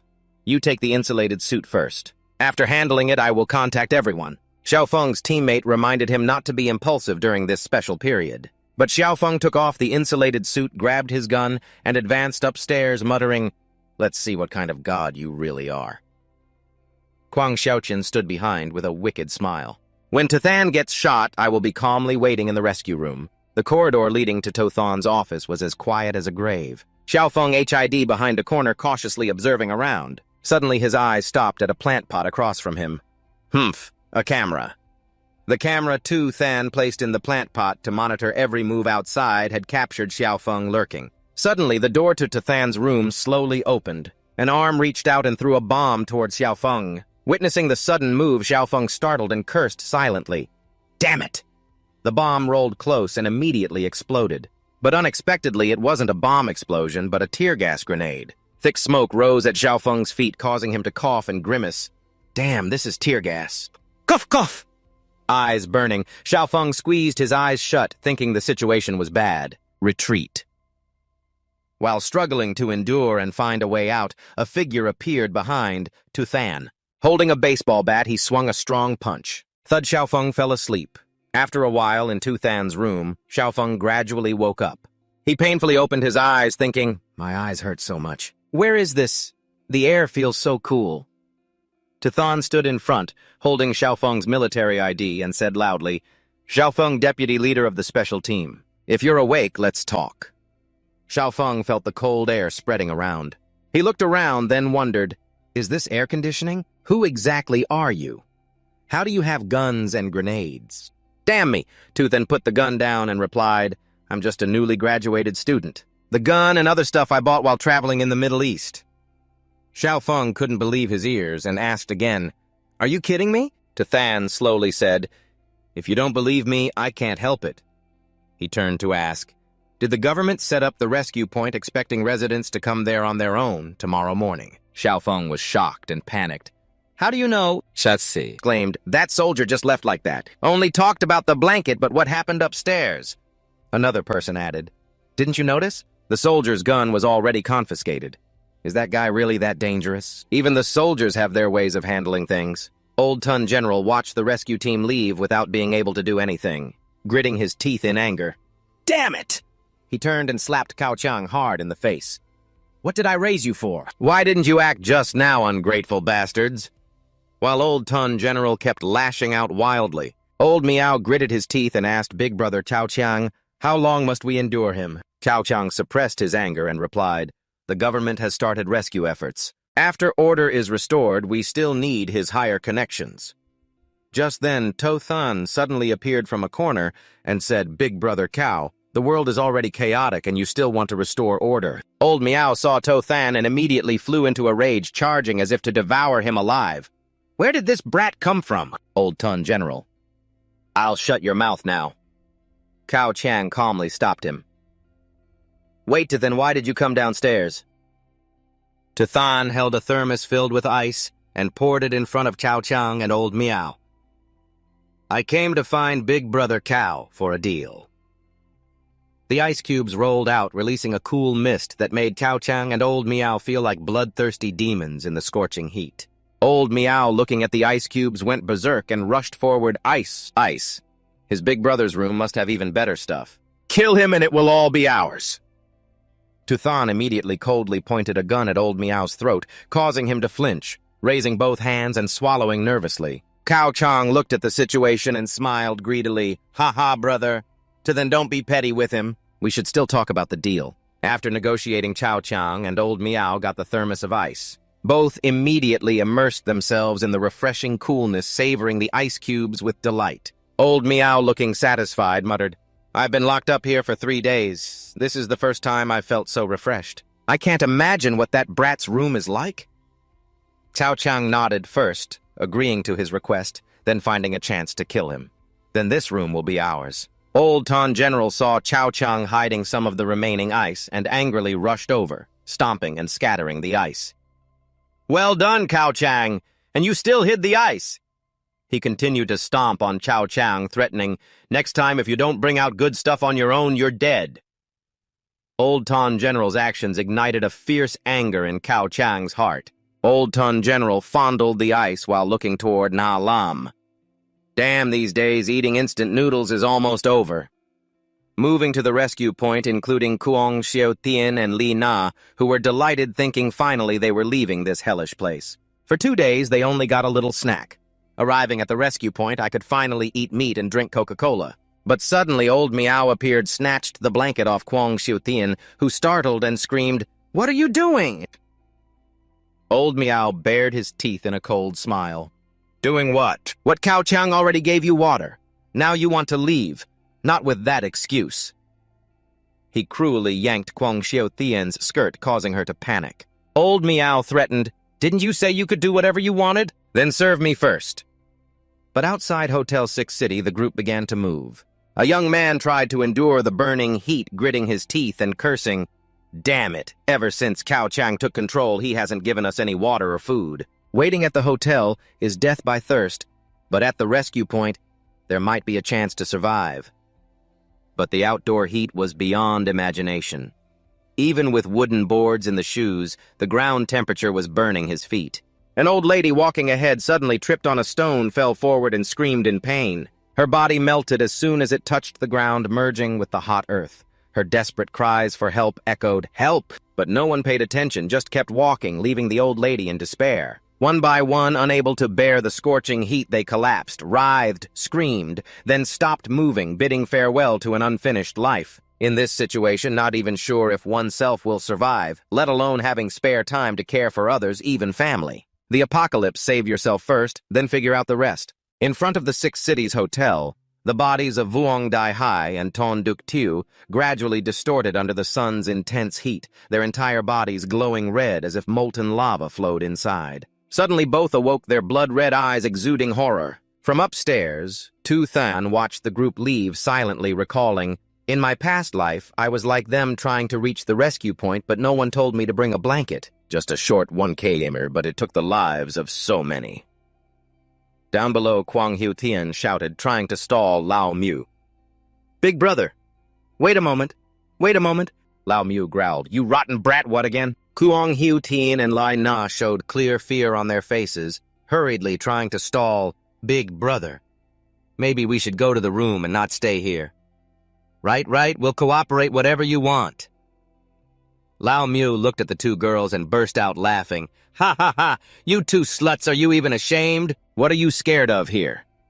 But suddenly, Vuong Dai Hai and Ton Duc Tiu, now mutated, broke down the door and charged in, their bodies glowing red, their eyes bloodshot and terrifying, growling continuously. The Cao Kong group froze, shouting, "These are zombies!" Upstairs, Tathen threw the core bead into a cup and poured strong liquor over it, silently thinking, "In the apocalypse core, beads occasionally appear in the skulls of mutants and mutant beasts, very rare out of 100, maybe one." Tathen held the cup, cleaned the core bead, then swallowed it straight down. Cao Kuang's fate was officially seized by me. He gulped down the cup containing the core bead. Tathan's eyes immediately turned fiery red, veins bulged. His body grew in size. Clothes tore apart, fire and lava erupted inside, causing him to scream in pain before gradually losing consciousness, collapsing naked to the ground, slipping into unconsciousness. Below, after the Chao Kuang group handled the mutant beasts, Vuong Dai Hai and Vuong Hao Vu also lay unconscious nearby. Cao Kung angrily kicked Vuong Dai Hai's body, repeatedly cursing, "Damn it, move a bit more, let me see." Lao Mu and his underlings looked regretfully at the water they had just used. "This is our last water supply, now there's none left." Li Na took the opportunity to quietly try to escape, but Lao Mu grabbed her hand. Rotten brat, if you try to run, I swear I'll chop your legs off. No way. Li Na grimaced in pain and shouted an explanation. Brother Mew, without water, we'll all die of thirst. I have a way to deal with tooth, then let me go to the rescue point. Lao Mew angrily shook her hard, asking sharply, If you dare joke, you're dead. Li Na, at her wit's end, and seeing this as a chance to survive, immediately revealed, Kwang Hiu Tian is Tuthan's fiancée. If you humiliate her in front of Tuthan's room, he will definitely open the door, and then you can take the opportunity to ambush him. Lao Mew, hearing Li Na's tip, turned to look at Kwang Hiu Tian and laughed loudly. So there's this too. That's a clever plan. Kwang Hiu Tian was stunned at being betrayed by Li Na, unable to believe her eyes, speechless. Li Na, she touched her belly that was growling with hunger, gritted her teeth, and warned the Cao Kwang group, I can cooperate with you, but I'm hungry. You have to feed me first. I want to eat meat. Lao Mew blinked and turned back. Yeah, eat meat. There's rotten meat in the fridge, damn it. Even Lao too wants to eat meat. At this moment, Cao Kwang, hearing Kwang Hiu Tian demand meat, stepped closer with a fierce face and asked her, Want to eat meat? He held out a knife in front of Kwang Hiu Tian. She glanced at Li Na and coldly said, Then do it yourself. Kwang Hiu Tian's face turned pale with fear. Looking at Li Na, she asked, You mean the meat on her body? Facing the choice between friendship and survival, Kwang Hiu Tian didn't hesitate to choose life. She abruptly turned to Li Na, her cold gaze making Li Na sweat nervously and tremble. Kwang Hiu Tian hesitated briefly, looking at the knife in Cao Kwang's hand, then lunged forward to grab it, stepping toward Li Na.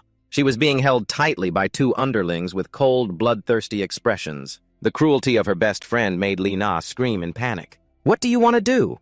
What on earth do you mean? Kwang Hiu Tian, we are sisters. You can't do this. Kwang Hiu Tian stepped closer, her bloodthirsty face coldly warning not to fool herself anymore.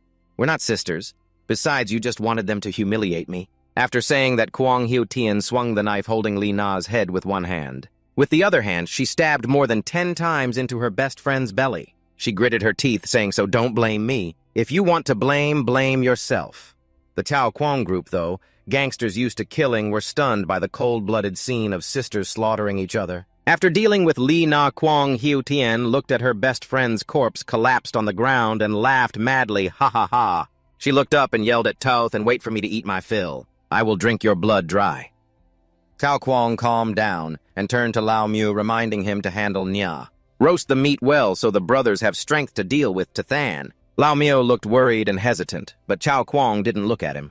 He softly continued, Without water, we can't last a day. If you don't want to turn into a zombie, do as I say. Old Cat, though annoyed, gritted his teeth and gave orders. Send the men to find Duanya and bring her here. In the president's room, Tathan woke up after absorbing the nucleus. His body was filled with new power. His movement speed surged. In an instant, he had swept across the entire room. His whole body was overwhelmed by a strange sensation. Tathan stood up and noted this is the spirit essence, some kind of supernatural ability.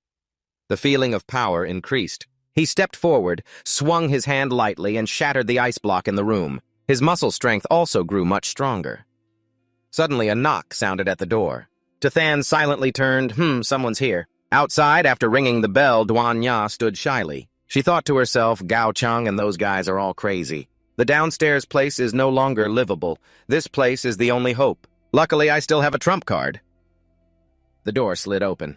Tathan, wearing only a piece of cloth, stepped out coldly, asking Duanya what she wanted. Duanya looked up and met Tathan's icy gaze. Then her eyes accidentally glanced downward at the dark area below. She blushed and shouted, pervert! Tathan was startled, realizing he wasn't dressed. He hurriedly covered up, Sorry, I didn't mean to. After a while, they both returned to normal, though still a bit embarrassed. Tathan, after putting on clothes, sat on the sofa and coughed dryly. Resources are limited. I've only just met you. I'm not keeping you just because you're beautiful.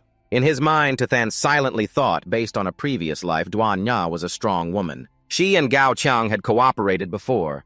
He'd considered recruiting her, but the atmosphere now was a bit awkward. Duanya didn't dare look Tathan in the eye. She avoided his gaze and looked to the side, explaining that besides being a chef, she was also an outstanding graduate of Southwest Medical University. She had a medical license and 3 years of experience as a surgical doctor. In her mind, she thought, Is that body really so beautiful? No, this room is better. It has electricity and cold water. I have to prove my worth to stay here. I Tathan regained my cold demeanor and looked at Duanya. So you're a doctor. That's quite an attractive qualification. But supplies are scarce now. I don't know if we'll make it till tomorrow. Duanya, afraid of rejection, panicked. As long as you don't kick me out, I can do anything. As soon as she finished, Tathan stroked his chin with a sly smile, ha.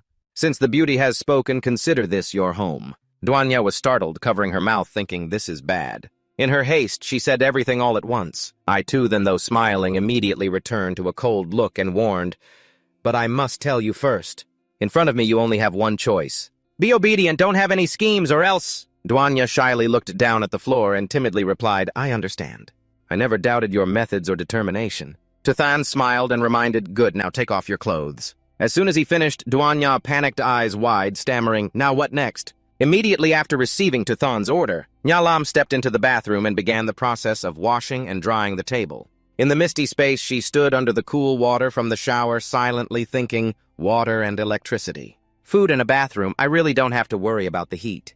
No fear of being assaulted or eaten by anyone. Nyalam quietly let the water flow down. Her mood was both joyful and anxious for those struggling outside. This place was like a paradise and oasis in the chaotic desert. But deep inside, she sensed Tathan carried something not entirely upright, like a perfect painting but hiding some shadowy strokes. While showering, Nyalam let her mind wander with endless thoughts. Suddenly, her imagination drifted to images meant only for those over 18. She pictured herself kneeling at Tathan's feet. Look up. Tathan raised his hand to lift her chin. She smiled mysteriously and continued, next I will let you enjoy a special dish. With a flushed face, heavy breathing, and a half-covered, half-exposed body, Nyalam looked dazed at Tathan, feeling as if she had fallen into a dream. Then her mind painted even bolder scenes. She imagined Tathan secretly filming her while she bathed, though his purpose remained a mystery. Nyalam shook her head, trying to calm herself and forget it. After all, she had agreed to this when she came here. But her imagination wouldn't let go. She pictured Tathan standing outside the door with a seductive smile, explaining, I'm not here to spy on you bathing. I'm only here to stop you from doing bad things. After finishing bathing and drying off, Nyalam quietly stepped out to act out the scene with Tathan, the son of Mr. Than. When she introduced that she had experience in medicine, Tathan immediately prepared a nurse outfit for her because his little guy was weak and needed care. Nyalam put on the tight outfit that accentuated every perfect curve like a sculpture. With a shy expression, she tried to cover the half-exposed areas with her hands. Embarrassed, she asked, Tathan, isn't this outfit too small? Tathan stared at her intently without looking away. Then he rubbed his chin smugly and replied, not small, definitely, not small at all. Simply put, it's perfect. Nyalam looked back in confusion, accidentally highlighting her round backside. She looked down at the outfit and muttered, really? Just as the atmosphere was heating up, an unexpected incident struck like thunder on a clear day.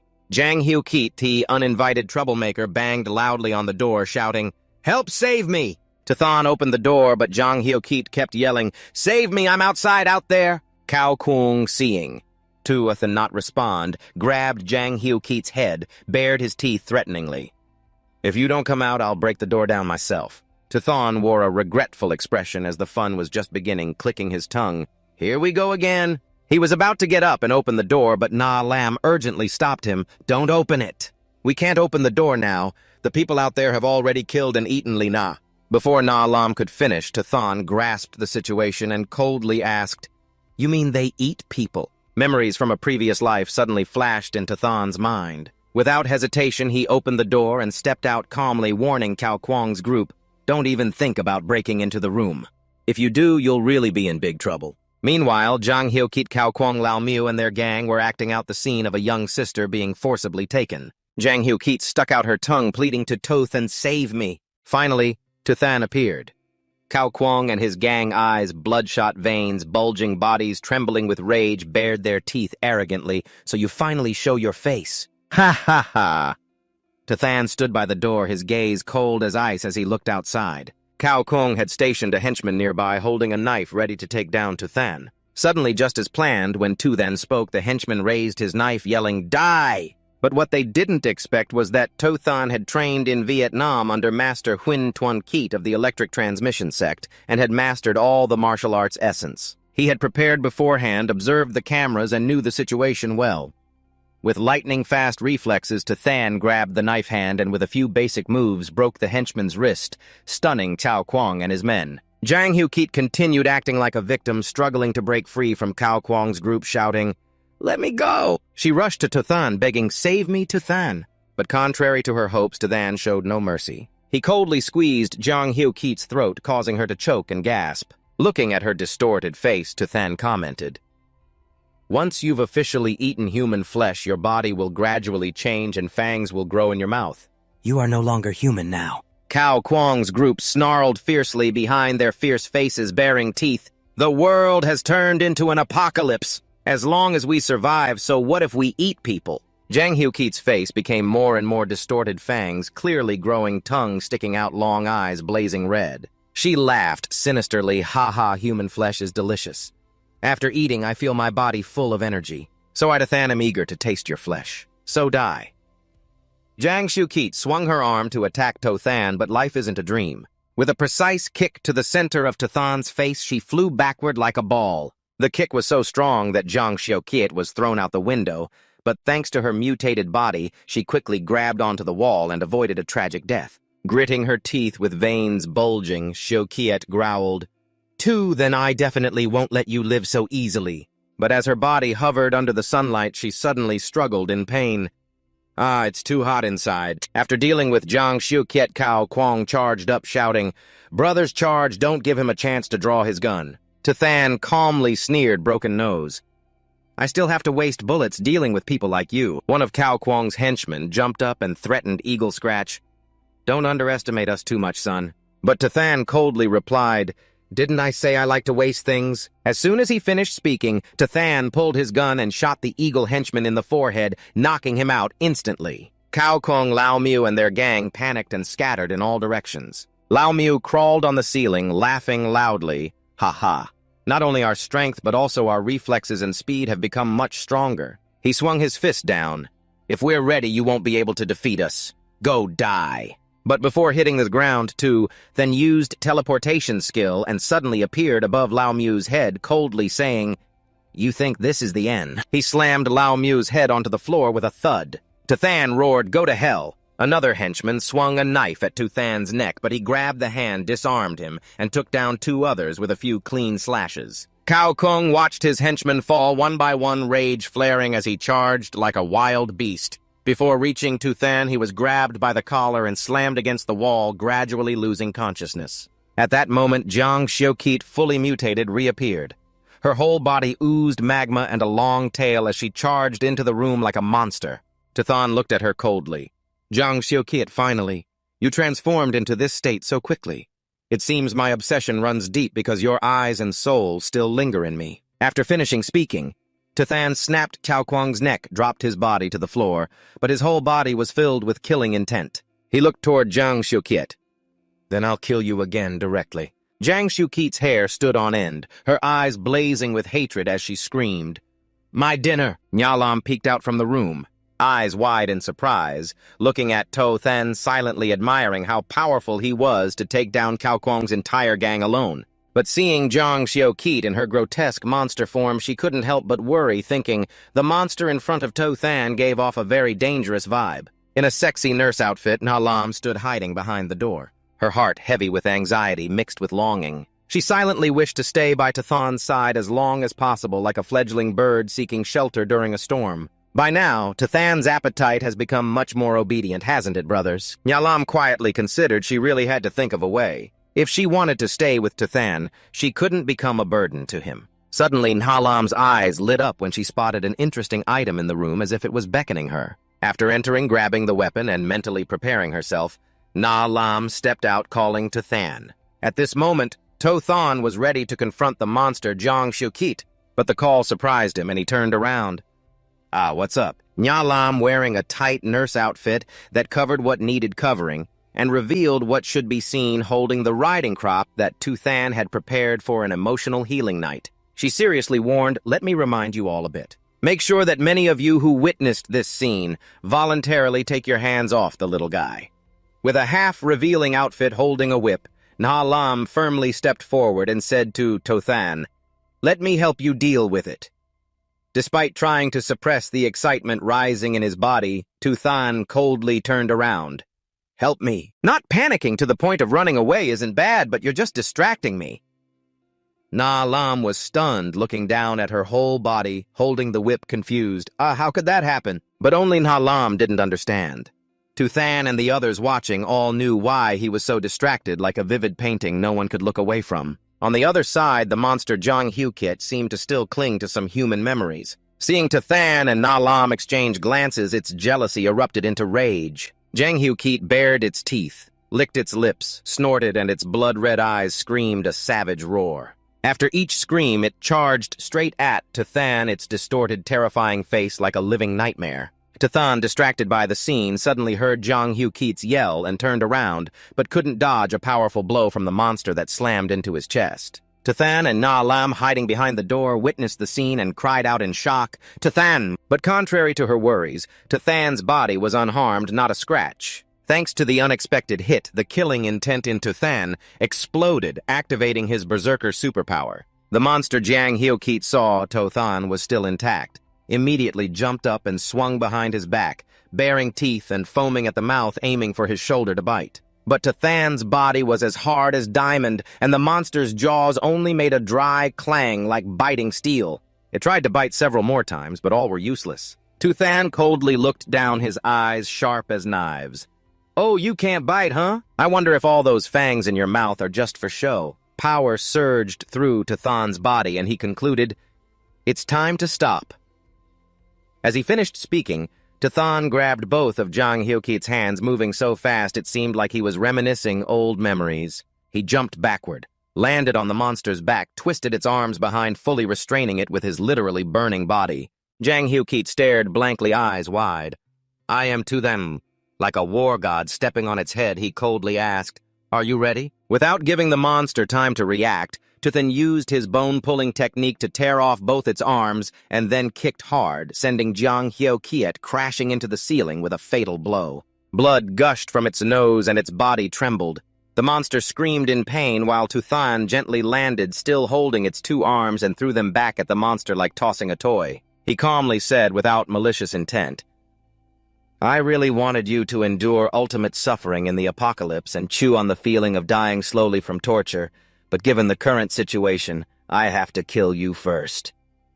Thinking the monster had fallen unexpectedly, Jang Hyukit crawled toward the elite group's bodies, wrapping its tail tightly to prepare to devour and upgrade its body. It tilted its head back, opened its mouth, revealing terrifying teeth, swallowing each corpse whole. After digesting, its two arms grew back. Jang Hyukit screamed in joy, its body evolving into a more ferocious form, veins bulging all over its face. It growled at Tuthan with a hateful glare. But Tuthan was slightly surprised, silently thinking, "Your severed arms have now grown back." Nyalam witnessed the horrific scene, stammering in fear. No way could that be possible." But contrary to her worries, Tuthan smirked excitedly. "Very good, the ability to regenerate means you won't die so easily." He raised his head, his gaze full of killing intent rippling down his spine. "This also means I can tear your body into 1,000 pieces." While the creature was still posing, Tuthan rushed in at the speed of sound, placing his hand on its shoulder to restrain its body. Jang Hyukit panicked. Tuthan stood beside her, gently holding her hand, and said softly, "Let me see how many more times you can regenerate your body." He pressed down coldly on the creature's shoulder. "Let's start with your left arm." A strong yank tore off the left arm, causing the creature to scream in pain. Tuthan moved to the right shoulder affectionately. "Then we'll move to the right arm." Without hesitation, Tuthan ripped off the right arm, continuing the brutal torture. "Next will be your tail and legs." Each part of the creature flew into the air with every swing from Tuthan. He gently and calmly placed its foot and head down. "This is only your first time." Each time the creature's body regenerated, it showed more and more exhaustion, and as the limbs and tail regrew, Jang Hyukit lay panting. Tuthan smiled kindly. "You're ready to wait for me to enter round 2, right? Now let's begin."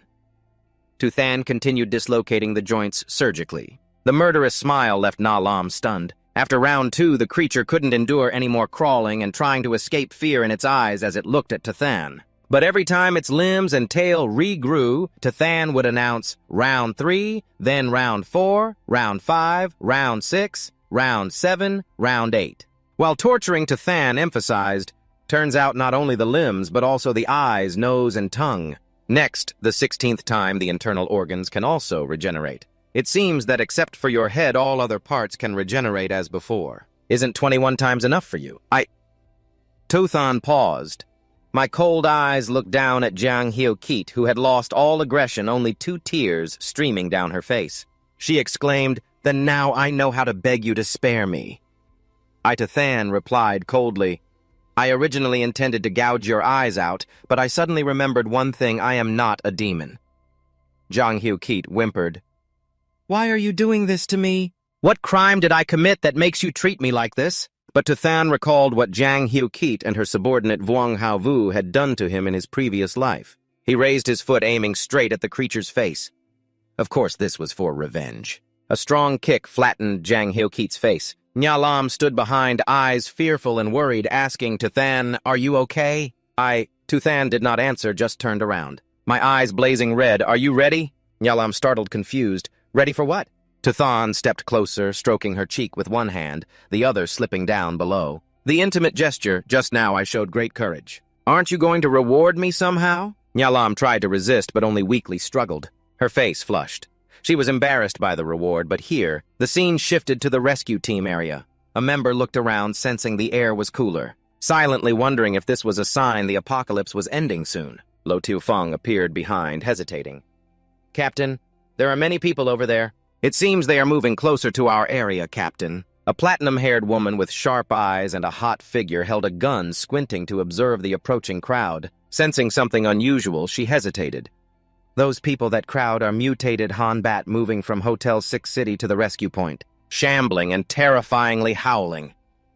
Among them, a Han-bat resembling Jiang Hyo-keet was kicked flying by Tothan over 10 meters dazed. The captain broke out in sweat. "Shocked zombies! The fierce zombies are charging!" She immediately shouted, "Evacuate the civilians at the rescue point immediately! I will personally stop these zombies!" Lo Tu-feng shouted anxiously, but the captain fired continuously. "This is an order." Lo Tu-feng sadly said, "Captain, please don't die." The captain cursed while shooting Lo Tu-feng, "Shut your rotten mouth. Get lost now." Returning to the main scene after defeating the powerful group and Jiang Hyo-keet, Tothan and Nya Lam entered the bedroom. His whole body emitted a radiant light, slick hair flip, cold eyes looked at Nya Lam. "Next, I want you to directly experience the unlimited power of Bosako. You are Bisako, the nickname of warriors who terrify enemies with a savage style like a beast in madness." For Nya Lam, Tothan's dinner would surely involve countless positions like the farmer planting radishes, the old farmer pushing a cart or carrying a plow over the mountain. Nya Lam looked at Tothan with a godlike strength full of desire. Frightened, she tightly hugged the blanket and shouted, "What?" Again, how many times has it been this time? Tothan, like a beast full of animal instinct, pinned Nya Lam down. With a hungry gaze, Tothan, with cold eyes like ice, warned my prey, "Ha ha, the harsh heat disaster has passed. Of course I have to go outside, but before that I will leave you unforgettable deep memories."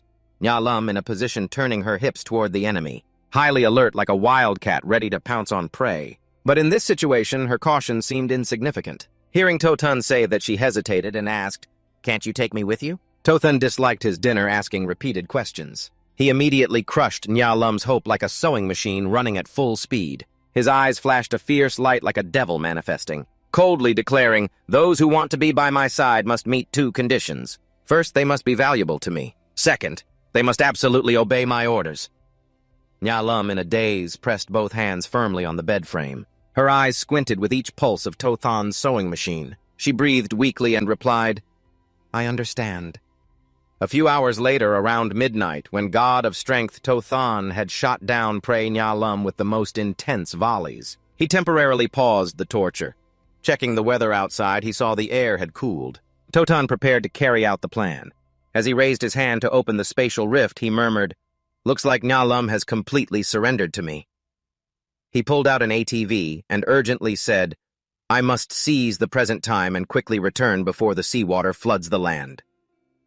Tothan recalled my past life when many demons brought the obsession of rescue points that formed a wave of fierce zombie attacks. The incident caused countless civilians and soldiers to die. It also caused weapons to scatter, creating various armed forces. Passing through an area, Tothan witnessed gangs fiercely fighting with guns. One guy fired while grinning slyly, thinking he would reach the target area smoothly. But suddenly a few thugs aimed guns at the front of Tothan's vehicle. Their grim faces seemed to urge him to an early grave. They shouted, "Stop the car right in front of me!"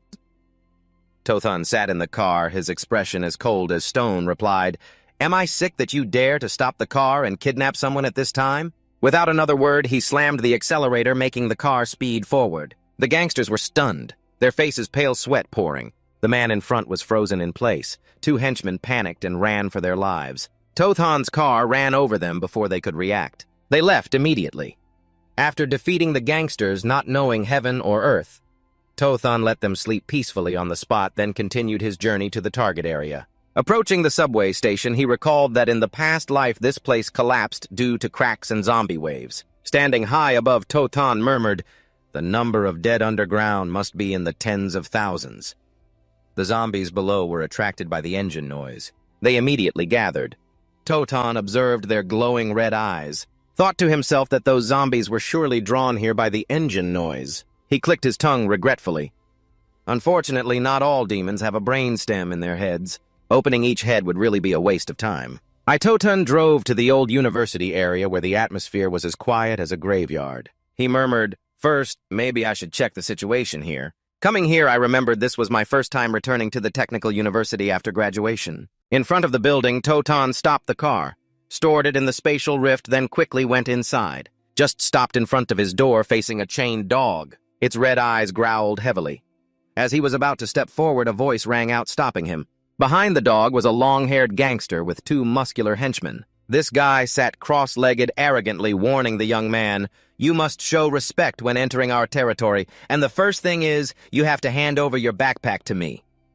Tothan played the weak role. He reached into the backpack, pretending to tremble, but actually pulled out a fried chicken leg with fish sauce from a dimensional space. "Stammering, can you help me? Please spare me. I have fried chicken leg with fish sauce here."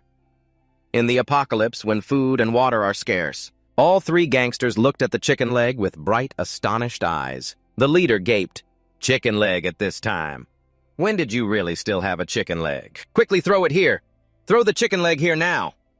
Seeing the gangsters lusting, Tothan smirked and tossed the chicken leg down in front of them and the two dogs. The bunch rushed in to grab it like wild animals, forgetting who was the boss and who was the underling, throwing elbows and choking with fake affection. "This is mine!" "Get out of the way!" When the long-haired guy was about to catch Tothan, he pulled the string tied on the chicken leg, pulling it back. The gangsters were speechless faces like clowns played a prank on. Tothan shook the chicken leg mockingly. "Really sorry, but you guys truly don't deserve to eat this chicken leg." Insulted, the gangsters went crazy, shouting, "Damn it, how dare you trick us!" Beat the hell out of them. One guy swung a stick like Sun Wukong. One growled like a gorilla. Another held a pipe like chopping wood. But before they could act, Tothan pulled a gun from dimensional space, stunning them all. The feeling of equality like standing before the Grim Reaper's blade. 3 gunshots rang out, sending all 3 to the afterlife. Tothan stepped forward, muttering, "I really remember in my past life there weren't so many fools. Could it be my reminder caused more people to survive and this really happened?" He left 3 bodies with bullet holes in their foreheads. Smoke still swirling, then he proceeded to the biological laboratory about snakes. Standing at the door, Tothan broke the lock into pieces. Judging by appearances, it seemed no one had been here recently. Entering, a strong, foul stench hit his nose. He observed many dead snakes, and the air was truly pungent. Suddenly, Tothan's gaze stopped at a glass cage. He smiled, "Found you." Inside was a snake with 4 horns on its head, biting the head of another snake. Its cold eyes looked at Tothan. He laughed. "The future leader of the Water Snake Legion, King Golden Snake." Watching the snake digest its kin, Tothan said, "Ha, so this is how you survive." He recalled in his past life when this snake caused global chaos, eating countless people, even almost swallowing him whole. Tothan remained silent and continued, "When the floods come in a week, this snake will begin to mutate. Not sure how far it will evolve like its ancestors. If we don't fight back, Earth will face big trouble." He felt, "Why do I feel this snake has evolved a bit intellectually? Seems I need to be cautious with it." While musing about King Golden Snake, Tothan suddenly heard rapid footsteps outside the door. A group of strangers appeared holding weapons. Noticing Tothan's presence, they became wary. Tothan narrowed his eyes coldly. "Who are you?" The gangsters outside sneered, hiding behind the wall, and loudly threatened, "Come out! We know you're hiding inside there." Though fierce in words, they were sweating and fearful inside. Tathan inside replied coldly, "Now is a critical stage. I can't be disturbed by you." But before he finished, a shadow appeared outside the door, startling him. A silver-haired girl with agile moves dashed into the gangsters. Turns out they were not after Tathan, but her. The gangsters panicked, screaming, "Oh, you dirty bitch hiding here!"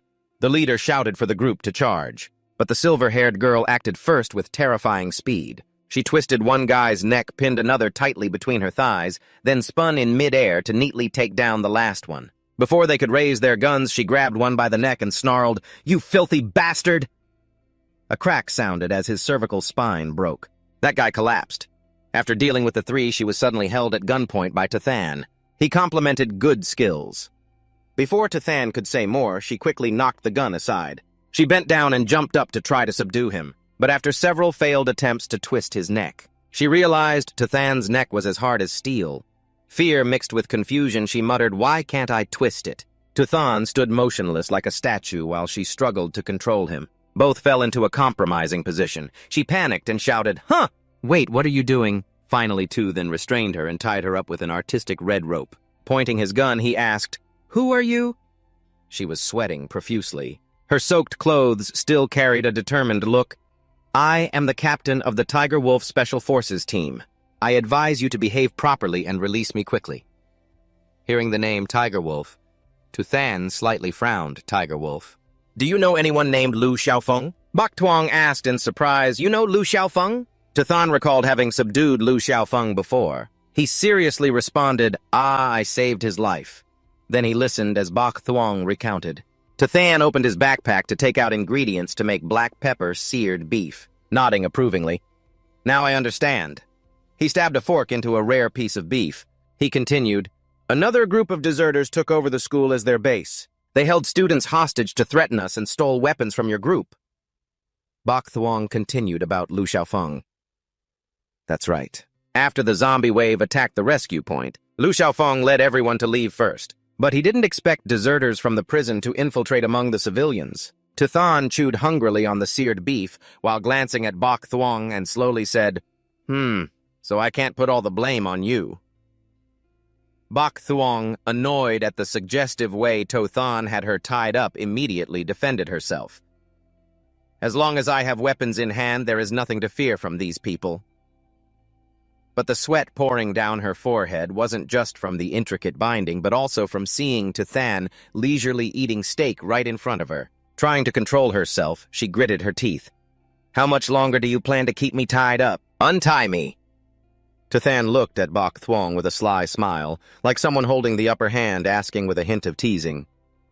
"Then you have to promise me you won't clamp your legs around my head like you just did." Bok Thuong swallowed hard, looking at the fragrant steak, and replied, "Then I also want to eat steak." Tathan examined her body tightly bound by the red rope, seemingly impossible to untie. But with a few quick moves, he swiftly untangled her and set Bok Thuong free. From his space, Tathan pulled out a scoped rifle and handed it to Bok Thuong, reminding her, "I have my own business, so I can't help you much. I can only provide you with a bit of firepower." Then he walked away coldly, saying goodbye. "Move fast. Don't bother me." Tathan didn't like interfering in others' affairs. If the other side didn't provoke him, he wouldn't take the initiative either. His main goal was to wait a week after the Great Flood arrived for the Golden King snake to develop, then kill it to harvest its core. Bok Tuong took the gun silently, realizing she recognized Tathan wasn't entirely a bad guy. And if she had his help, her plan would be much easier to succeed. She called after him, "I plan to attack the upper hideout of their group. Only by doing this can I retrieve the stolen items. That way I can help those trapped survive in the current environment." Watching Tathan's back, Bok Thuong hesitated with hope, then continued, "So this might be the only time we meet." Before she could finish, Tathan interrupted, "Supplies." As if he'd thought of something, he turned to his backpack while walking and said, "Wait a moment," like a magician. Tathan pulled out a huge, long sniper rifle from his backpack, leaving Bok Thuong speechless and wide-eyed. While pulling out this gun, he explained, "Lu Xiaofeng means friendship to me. This time I'm going with you."